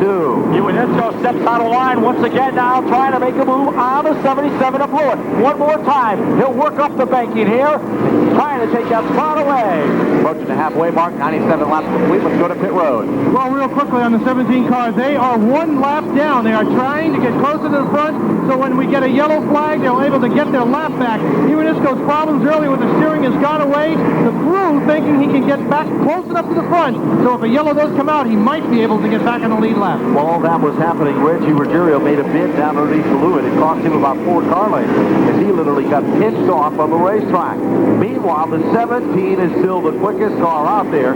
It is moving to the front with the benches, trying to make up for lost time. But Ted Christopher leads him on lap number 99. He'll come back to the stripe halfway of this event for the CarQuest folks here during Spring Sizzler weekend. 7 cautions as we have a battle for second down the back straightaway between Stefanik and Summers. Mike Ewanitsko now works to the inside of the Summers machine to take over the second spot, and now Mike Mike Iwanitsko's got to be one of the fastest cars on the speedway. Track. He lost a lap earlier in the event, and he's now trying to make up for lost time. And the magic is happening down in turn 3. Mike Iwanitsko certainly with a strong car up onto the outside now. He'll try to get around the slower car of Jamie Asler off of turn 4. Iwanitsko, of course, one lap down to the race leader, Ted Christopher, Stefanik, Robbie Summers, John Blewett, Reggie Ruggiero. Top 5, Tony Hirschman 6th, 7th is Jerry Marquis, Jamie the Jet Commando is 8th, Chris Kopech 9th, and Charlie Pastriak, the unofficial top 10 here on lap 103. Mike Stefanik is still sitting very comfortably in that runner-up spot.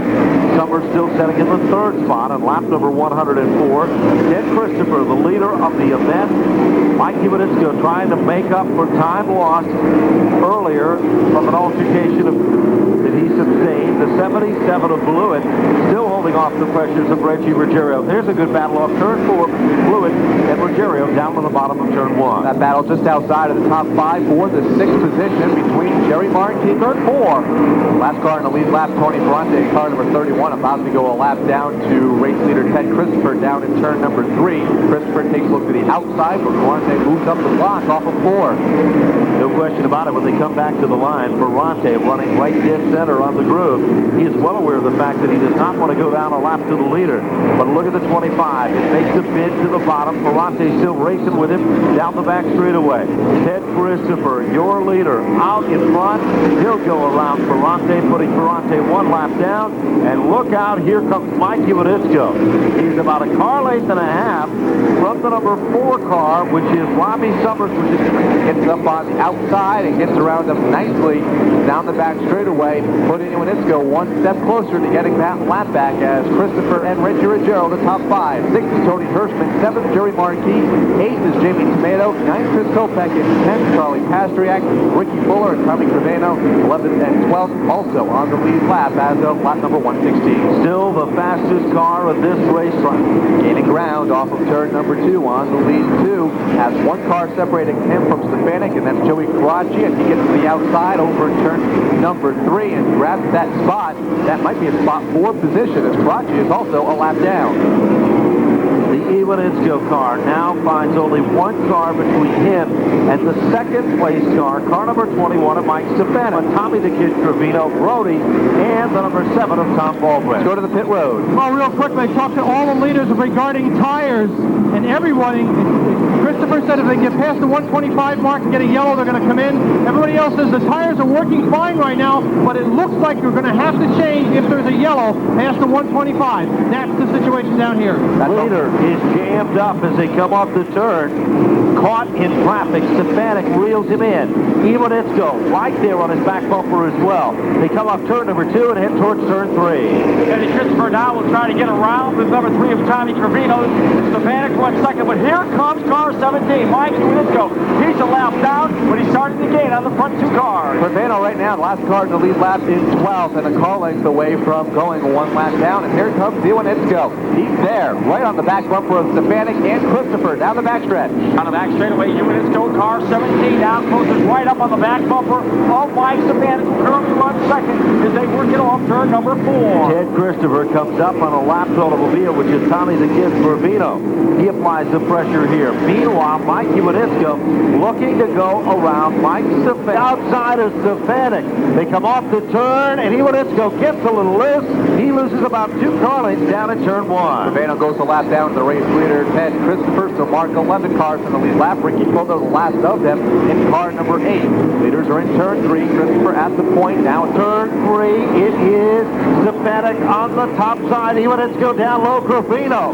Throw him in the mix for good behavior. Down to the bottom of turn number 1. We've got a dogfight as the battle still continues as Iwanitsko's trying to make up ground. While those 2 machines are fighting there for, not for a position there, because Iwanitsko trying to get back on the lead lap. Teddy Christopher now starts to pull away. We're past that 125 lap mark Tony was talking about a moment ago. 127 up on the board, so look for the leaders to come in the tires under the next caution leader. Well, with 128 laps into the record books, you see Ted Christopher hasn't faltered a bit. Iwanitsko is really making Mike Stefanik work for this one.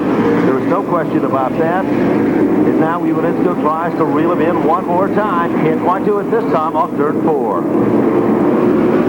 Back to the side, down the front straightaway. Well, there's no question about it. Ricky Fuller's team is informing him of the situation that Ted Christopher is about to come up on him to make up the lap and become a contender in the lead pack of cars with 132 and counting down. And he's going to catch Christopher here if Christopher catches this group of cars the next couple of laps. A lot of strong cars in that group as well. Rick Fuller looking to go a lap down along with Chris Kopech and the 5 of Charlie Pastriak, all on the lead lap in 9th, 10th, and 11th positions. Christopher catching them in a hurry, though, down into turn number 1. That should slow Christopher just enough. Well, we just received some information from timing and scoring. It is not good news for Mike Iwanicko. Originally, it was thought that he was down 1 lap. He is down 2. So if he makes up this one, he's still going to pass everybody one more time to become a factor in this one. Mike Iwanicko isn't about to give up. He goes to the outside of Ted Christopher. Almost appeared as if Christopher let him go on by. Right now, Iwanicko gets around Christopher. Now he's only 1 lap down. Still a long way to go, and time is starting to run out. 135 laps are into the record books here. Ted Christopher following Mike Iwanicko as they work their way to the bottom of turn number 1. Off of turn number 2, leaders in traffic heading for 3. He's definitely got a lot of traffic in front of him, and Mike, correction, Stefanik now is starting to close in with car number 21, as there's a gaggle of cars right in front of the leader off of 4. Plenty almost stops in the outside lane here, and that shifts off a mad scramble for position here. Plenty all over the racetrack as they come off turn 2. Down the back straightaway, it's still the 25 of Ted Christopher, but closing right in on the back bumper. It is car number 21 for Mike Stefanik. 79 of Flunky's on pit road, not sure the story. Look at the action and the heavy action just in front of Mike Stefanik. New race leader. Mike Stefanik is your new race leader. They'll take that spot away from Ted Christopher as they work off turn 4. Stefanik becomes the 2nd leader in this event. Makes a bold move, takes over the number 1 spot. He is in command now. He sees Ted Christopher waiting in the wings. They come up on the number 16 of Chris Kopech down in turn 3. Now Mike Stefanik's going to have to deal with the slower cars as he is the leader trying to get around the 16 off turn 4. Don't look for Christopher to get too comfortable in that 2nd position as he's still all over the rear bumper of Stefanik for the race lead. No, Christopher likes to lead here at Stafford. And guys, you got to wonder if Teddy Christopher let Mike Stefanik go so he doesn't use up his tires that much as your leaders work off turn 4. There is a possibility of that strategy as we are on lap Motor Speedway. Approaching 3/4 distance here at the CarQuest TechNet Spring Sizzler with number 21 in the front of the field for Mike Stefanik, but the battle is between the 44 of Ricky Fuller, Dan Avery. Tom Baldwin slows down the back straightaway into 7. Look at the 2, Red Girochero closing in on Robbie Summers. That's the battle for 3rd and 4th off of turn 4. Ferrante to the inside, he's the last automobile. Meanwhile, Robbie Summers and the Reds are duking it out. That's the battle for 3rd and 4th as they head off turn 2 down to turn 3. Down the back straightaway is still the 4 of Robbie Summers in that 3rd spot, but Reggie Ruggiero starts to close in off of turn 4. Reggie with a little bit of a push there off of 4. Chris Kopech into 16 has gone a lap down. The Stefanik starts to falter. The lead changes suddenly. Ted Christopher back into the number 1 spot. Stefanik dropped off the pace momentarily. He gathers it back and starts running strong down the back straightaway. He broke back onto the back bumper of Ted Christopher. Meanwhile, Rick Fuller still is on the lead lap. Heads up move for Ted Christopher. He could have easily gotten to the back of Stefanik when he faltered a lap ago. Used his head, went to the bottom, got around for the race lead for the 2nd time in this event. Now goes to work on Fuller and Pastriak, the last couple of cars on the lead lap, along with Jamie Tomeno, who also remains on the lead lap. While that was happening, in command. Coming up on 100 laps, consecutive green flag competition. We're back to green on lap number 57. We're on lap number 152 right now. Vortemeyer back in on pit road as the leaders are back off of turn number 2 in traffic. It is Ted Christopher at the front of the field, still trying to get around Rick Fuller in the 8 off of turn 4. No question about it, there's heavy traffic in front of this pack of cars. Fuller knows and is aware he does not want to go down a lap in case there is a caution. He wants to be right in the thick of things with fresh rubber with the lead pack of cars. Here comes Ted Christopher looking for some racing room to the outside. Lemke, who's several laps down, all of a sudden he decides he wants to run with the leader. And Fuller knows he has to go. He had to get around Charlie Pastriak to stay on the lead lap and use Pastriak as kind of a block to the race leader, which is Ted Christopher off of turn number 2. Now Pastriak, next car in line to go a lap down. Stefanik right there as well in 3. Yeah, Mike Stefanik just patiently waiting and looking what Teddy Christopher is doing as they work off turn 4. He is running a smart race here. Ted Christopher has been behind him for a long time, and so has Stefanik. Pastriak becomes the bumper to putting Ricky Fuller a lap down off turn 4. Back down the stripe, Christopher takes a look to the outside of Pastriak, who's in that 11th position. Back down into the corner, make that the 10th spot. 10 cars on the lead lap now, off of turn 2. Now, Teddy Christopher will try to negotiate the slower traffic. He'll slip by the 5 of Pastriak, but still right in front of him. Rick Fuller trying to hold on to the lead lap. Garachia now to the inside of the racetrack, and that cost Pastriak some valuable time on the racetrack. Ted Christopher now looks for some racing room. Fuller taking advantage of the lap car. In this case, it is the 99. It's Fuller up in turn number 3. Jamie Tomeno slides up against the Armco barrier, and another car involved as well. He and Rick Fuller came together in turn number 3 while they were battling. Robbie Summers, John Blewett, Jerry Marquis, Tony Hirschman, and Rick Fuller all about to take the pit road. And Tony Sutton and Kim Hart will have all the action as the leaders are in. Let's go to pits. Well, down here at Ted Christopher's number 25 pit 4, tires are up on the wall. They got the board out. Also the number 2, the board's out. And Kim is down with the 21 team. We'll go down to her. So far with the 21 team, they've run across. They look like they've got 4 tires also. They're working on those right sides. Got the right sides off, putting the right sides back on. The number 4 team working on the right sides also. They look like they're going to take 4 tires back to Tony. The 25 in, they got 2 right side tires changed already. The 8 teams in, the 2 teams in, they've got tires being going on Christopher down on the left side, up on the right side. The lug nuts are off, the car is in the air, the tires are off. Fuller's team working frantically to get him, and the same with the Reg. They are on the left side now. Winning the race out of the pit area is going to be the number 21 car for Mike Stefanik. Robbie Summers, second car out. And Christopher right behind him. The Reg with a problem on pit road. Real tight getting out for the Reg, but he's down and away. Tony Hirschman also still on pit road in car number 11. Jack goes down and he'll pull away. So all 8 cars on the lead lap. Of course, Iwanitsko, we mentioned a moment ago, still 1 lap down to the race leaders. But right now it's Stefanik on pit road, or on the race lead off of turn number 4, won the race off of pit road. Now the lap cars will head to pit road, being led by Chris Kopech, Tommy Criveno, Charlie Pastriak, Jamie Tomeno, L.W. Miller, Ricky Miller, Tony Ferrante, amongst others, down on pit road. Eddie Plemke also on pit road as we go to the pits. Well, Criveno, the tires getting away from the crew. They're putting the fuel in. Pastriak up in the air, down on the right side, over to the left side. 4 tire change for the number 5 car. Working on the 3 now. They've got the right side change. They're working on the left-hand side. Fuel has already been in. Pastriak up. A little slow getting the tires off on this side. A left rear for Pastriak's car. Another tire gets loose from the crew. Oh, and Pastriak takes the tire with him down pit road, and he pulls out.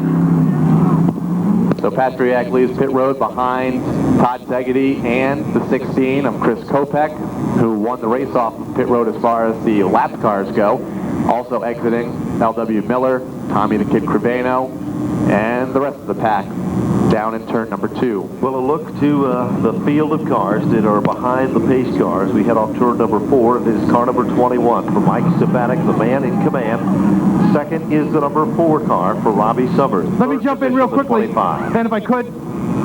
Mike Mikey Winusko into the pits. They had a hard time getting the wheel off. He is out on the racetrack. The wheel is not turning. It appears that the brakes have seized up on the left front for Mikey Winusko in the 17 car. He will have to come back in unless that frees up. Right now, the 79 in getting tires changed. Yeah, Winusko goes back. Leland racing off turn 4. Back down the front stretch, and Stefanik leads the field down into turn number 1 and 2 for the first time under this bout of green flag action. Leads down the back stretch by 2 car lengths over the battle for second between Summers and Christopher. Down the back straightaway, 4-time national modified champion Mike Stefanik shows the way. Robbie Summers is second, third is then Christopher, but knocking on the door, John Blewett there in fourth. No question about it. Blewett right there with this lead pack of cars. Ricky Fuller still looking racy, but out in front it's Stefanik pulling away. Car length and a half off turn 2. In the meantime, car number 4, Robbie Summers, had a little bit of a twitch there down the back straightaway, and Ted Christopher was trying to look for a way around him as they work it off turn number 4. Summers a little bit loose coming off the turn, gathers it back one more time. PC sends in that third spot. Blewett hunted down right now by Fuller. Fuller's making a move for it down low. Fuller now has been trying to get around the number 77 since we went back to green. As Fuller now starts to close in as a nose to tail off of turn number 4. Off turn 4, back down the stripe. Stefanik by a car length over Robbie Summers, Ted Christopher, John Blewett, and Rick Fuller. Jerry Marquis in that 6th spot, just waiting right now. Here comes PC. He'll make a move to the bottom down at turn 3. That was the move that he was waiting for. He wanted Summers to move up a lane. He did. Christopher tried, but now trouble up in turn number 4. Teddy Christopher goes around with car number 25. Blewett and Christopher came together right in the apex of the turn, and the Gary Creedy number 25 says spun around on the racetrack in turn number 4, and that'll bring out a caution on lap number 168. Ted, catch up with the rest of the crew because of the fresh tires, but it's going to be a situation with the slower cars, and the lap cars are going to cause problems for these fast guys because they're starting to bunch up again. As soon as the green flag comes out, it's probably going to be less than 2 laps, 3 laps, and they're going to be into the slower cars again. Kim? Standing by with Mike Stefanik's crew chief, Ken Barry. You had an excellent pit stop, but you got a little injury there. I just banged my leg a little bit, but we'll be all right. Guys had an awesome pit stop because the car is going real good. Hopefully we can hold them off for the next 30 laps there or so. Okay, there's a lot of tension in this pit. They didn't have to make any other adjustment than new rubber, so we'll look for that Stefanik to stay up front, back to the tower. A lap away from the restart, let's take a look at another angle of the incident that brought out the most recent caution between Blewett and Christopher. As the pace car is pulled in, top 5 nose to tail, literally off turn 4. They come off turn number 4, and there's the green flag, and we're back and racing here at the Stafford Speedway. Down to the bottom of turn number 1, it is still Mike Stefanik, your leader. Look at the battle now shaping up for the 3rd, 4th, and 5th spot down in turn 3. Great battle there. You've got Robbie Summers in 2nd, Blewett in 3rd, then you got Rick Fuller, Jerry Marquis, but here comes the Reg. He's challenging Marquis. Marquis about lost it a moment ago in that 5th position. Reggie Ruggiero took a look to the inside, but will fall into that 6th spot single file right now off turn 2. Race leader Stefanik. On the back straightaway, it's still Mike Stefanik down, separating himself from the 4 of Robbie Summers. Blewett is still 3rd, but he's knocking on the door of Summers, and starting to close in, it's Rick Fuller in 4th. There's no question about it. There's a lot of different combinations that could happen in this one. Leader is still Stefanik. Look at that battle for 2nd. Blewett still right there, all over him. Here comes Hirschman down underneath Reg's 3. Hirschman now took a peek to the inside, thought better of it, tucks it back in line, but now he's going to have to contend with the Pastriak machine off of 4. Pastriak, one of the cars that went a lap down just before the caution, runs in the 9th spot as the race leaders are off of turn number 2. Summers beginning to reel in Stefanik just a bit in 3. Now Summers is starting to close in on the Mike Stefanik machine, but Summers now has got to be careful because Blewett's right there knocking on his door. Well, there's less than 25 circuits remaining in this event. No question about it out front. Stefanik turning in a banner performance. He is the man to watch, pulling away from the competition now. Here comes Blewett down to turn 3. Blewett now looks the racing room down low. The 2 touch just a little bit, but Blewett will take the spot off of turn number 4. Taking Fuller with him. 2 yellow cars rub the dirt bars down in turn 3. Blewett comes out on top in the 2nd spot. Rick Fuller's up to 3rd, 4th. Robbie Summers bumped back 2 spots to round out the front 5. Jerry Marquis, who's kept his nose clean the entire race, paying off right now here in the later stages of this event into the final 25. Keep your eyes on Ricky Fuller. He is all over the back bumper of John Blewett. Fuller can almost smell that success associated with winning here at Stafford. Reels him in. Multi-move to the bottom. Tucks it back into formation. Fuller is right there. He's going to be a factor in the closing laps. Robbie Summers drops a little further back in the top 5. Here comes Marquis. Made a bold move down the back straightaway to get up into 4th, a lap to go. Move into 5th, Reggie Ruggiero. 6th is Tony Hirschman. And 7th, car number 4 of Robbie Summers down in turn 3. Guys, I got to tell you, Jerry Marquis has got a good race car. The car is hailing, and he's starting to close in on the top 3 guys. Here comes Ricky Fuller. Don't say I didn't tell you so. Car number 8 moves into position number 2. He's looking to reel in on the leader. Down at turn number 3. Closes it up. Keep your eyes on Fuller. He's going to go for the gusto off turn 4. Defending champion of the Car Class Tech, that's Spring Sizzler, going for 2 wins in a row in this race.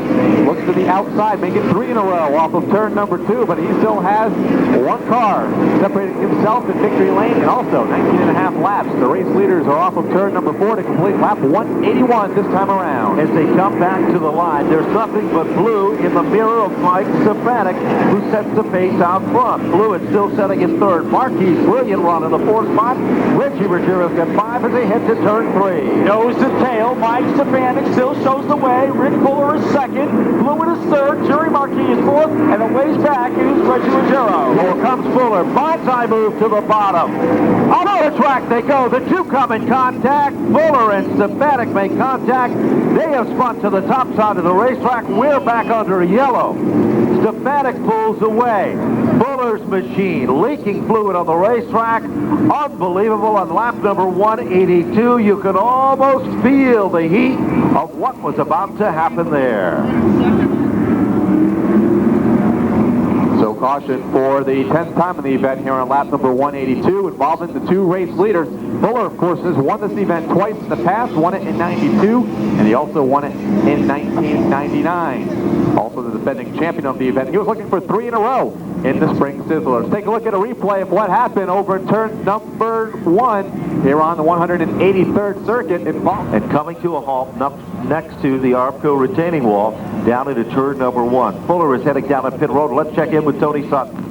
Well, you know, Ben, last week at Thompson, a similar incident took place, but it did not result in a spin. Obviously, this time a little bit more damage to the 8 car than in that incident, but he's on the pit road, and unfortunately, there ain't many laps left for the number 8 car or the 21 car to get back up front. John Blewett, big smile on his face.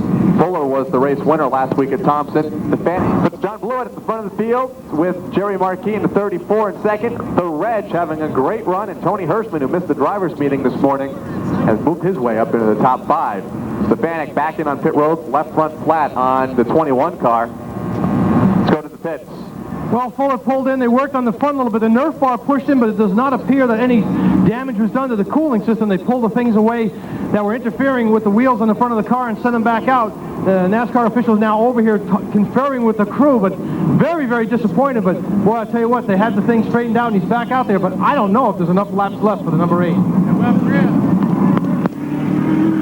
The wheel of almost any race car and get the job done. He currently sits in 2nd with Reggie Ruggiero in the 3rd spot with car number 2. Don't count out the Reg. And I tell you who benefits most from this caution flag, the 25 of Ted Christopher. We're in the final 20 leader of the event. Let's go back down to the pits.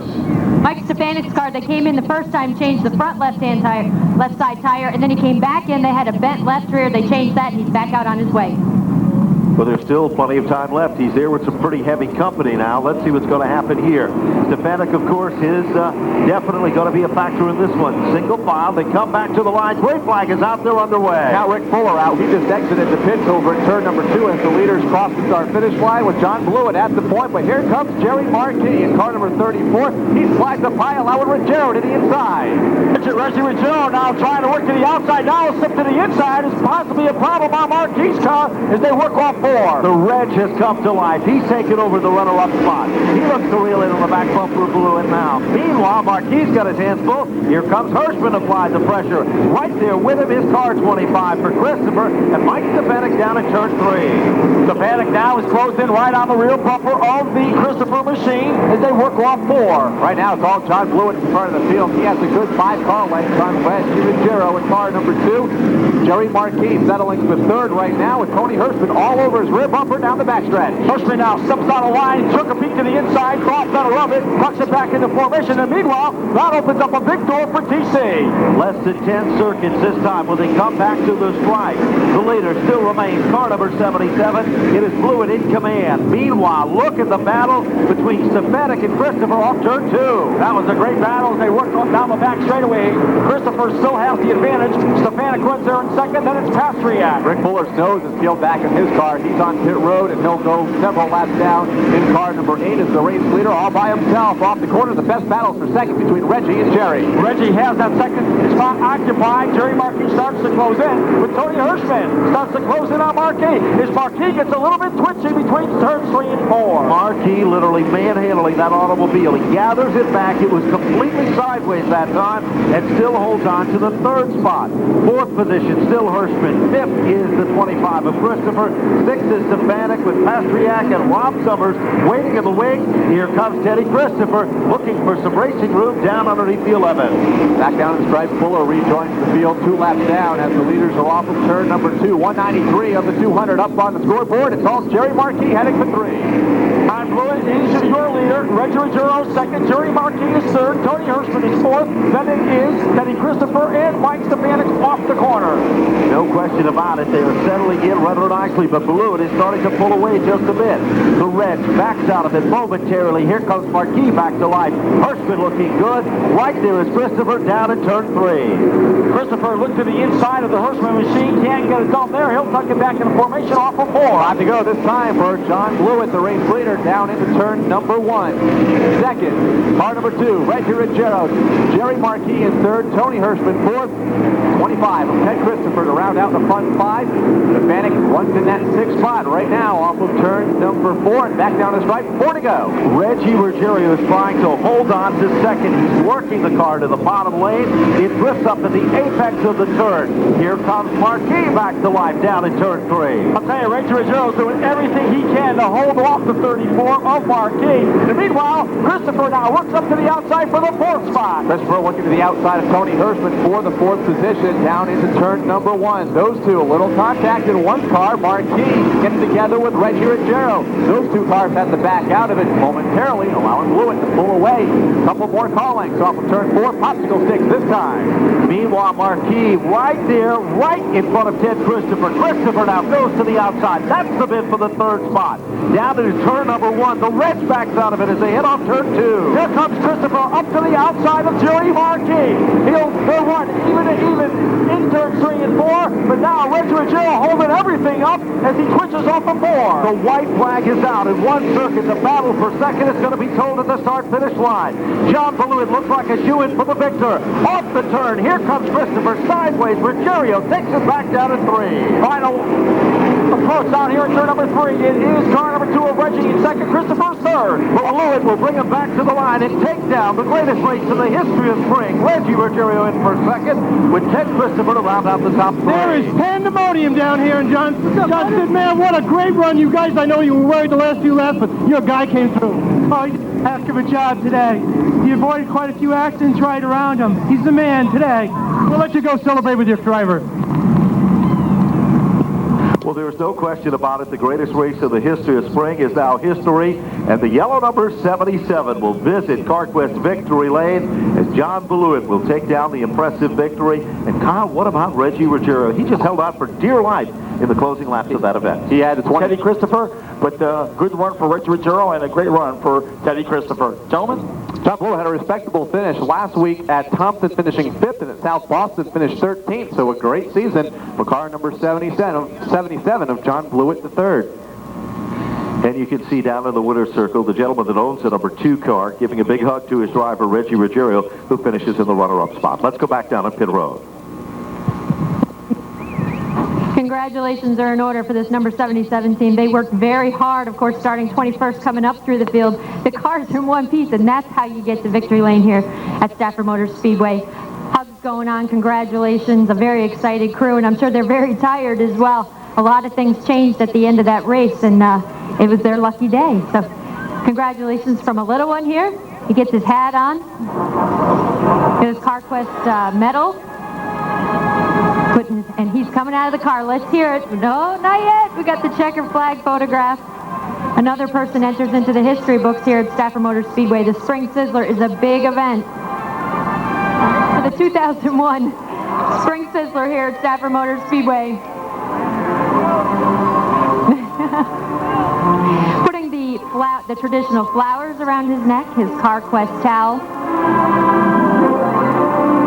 Winning this CarQuest TechNet Spring Sizzler is a pretty big deal here. This is the first time he's able to visit Victory Lane in that capacity. John, if you could come around, I'd love to have a word with you.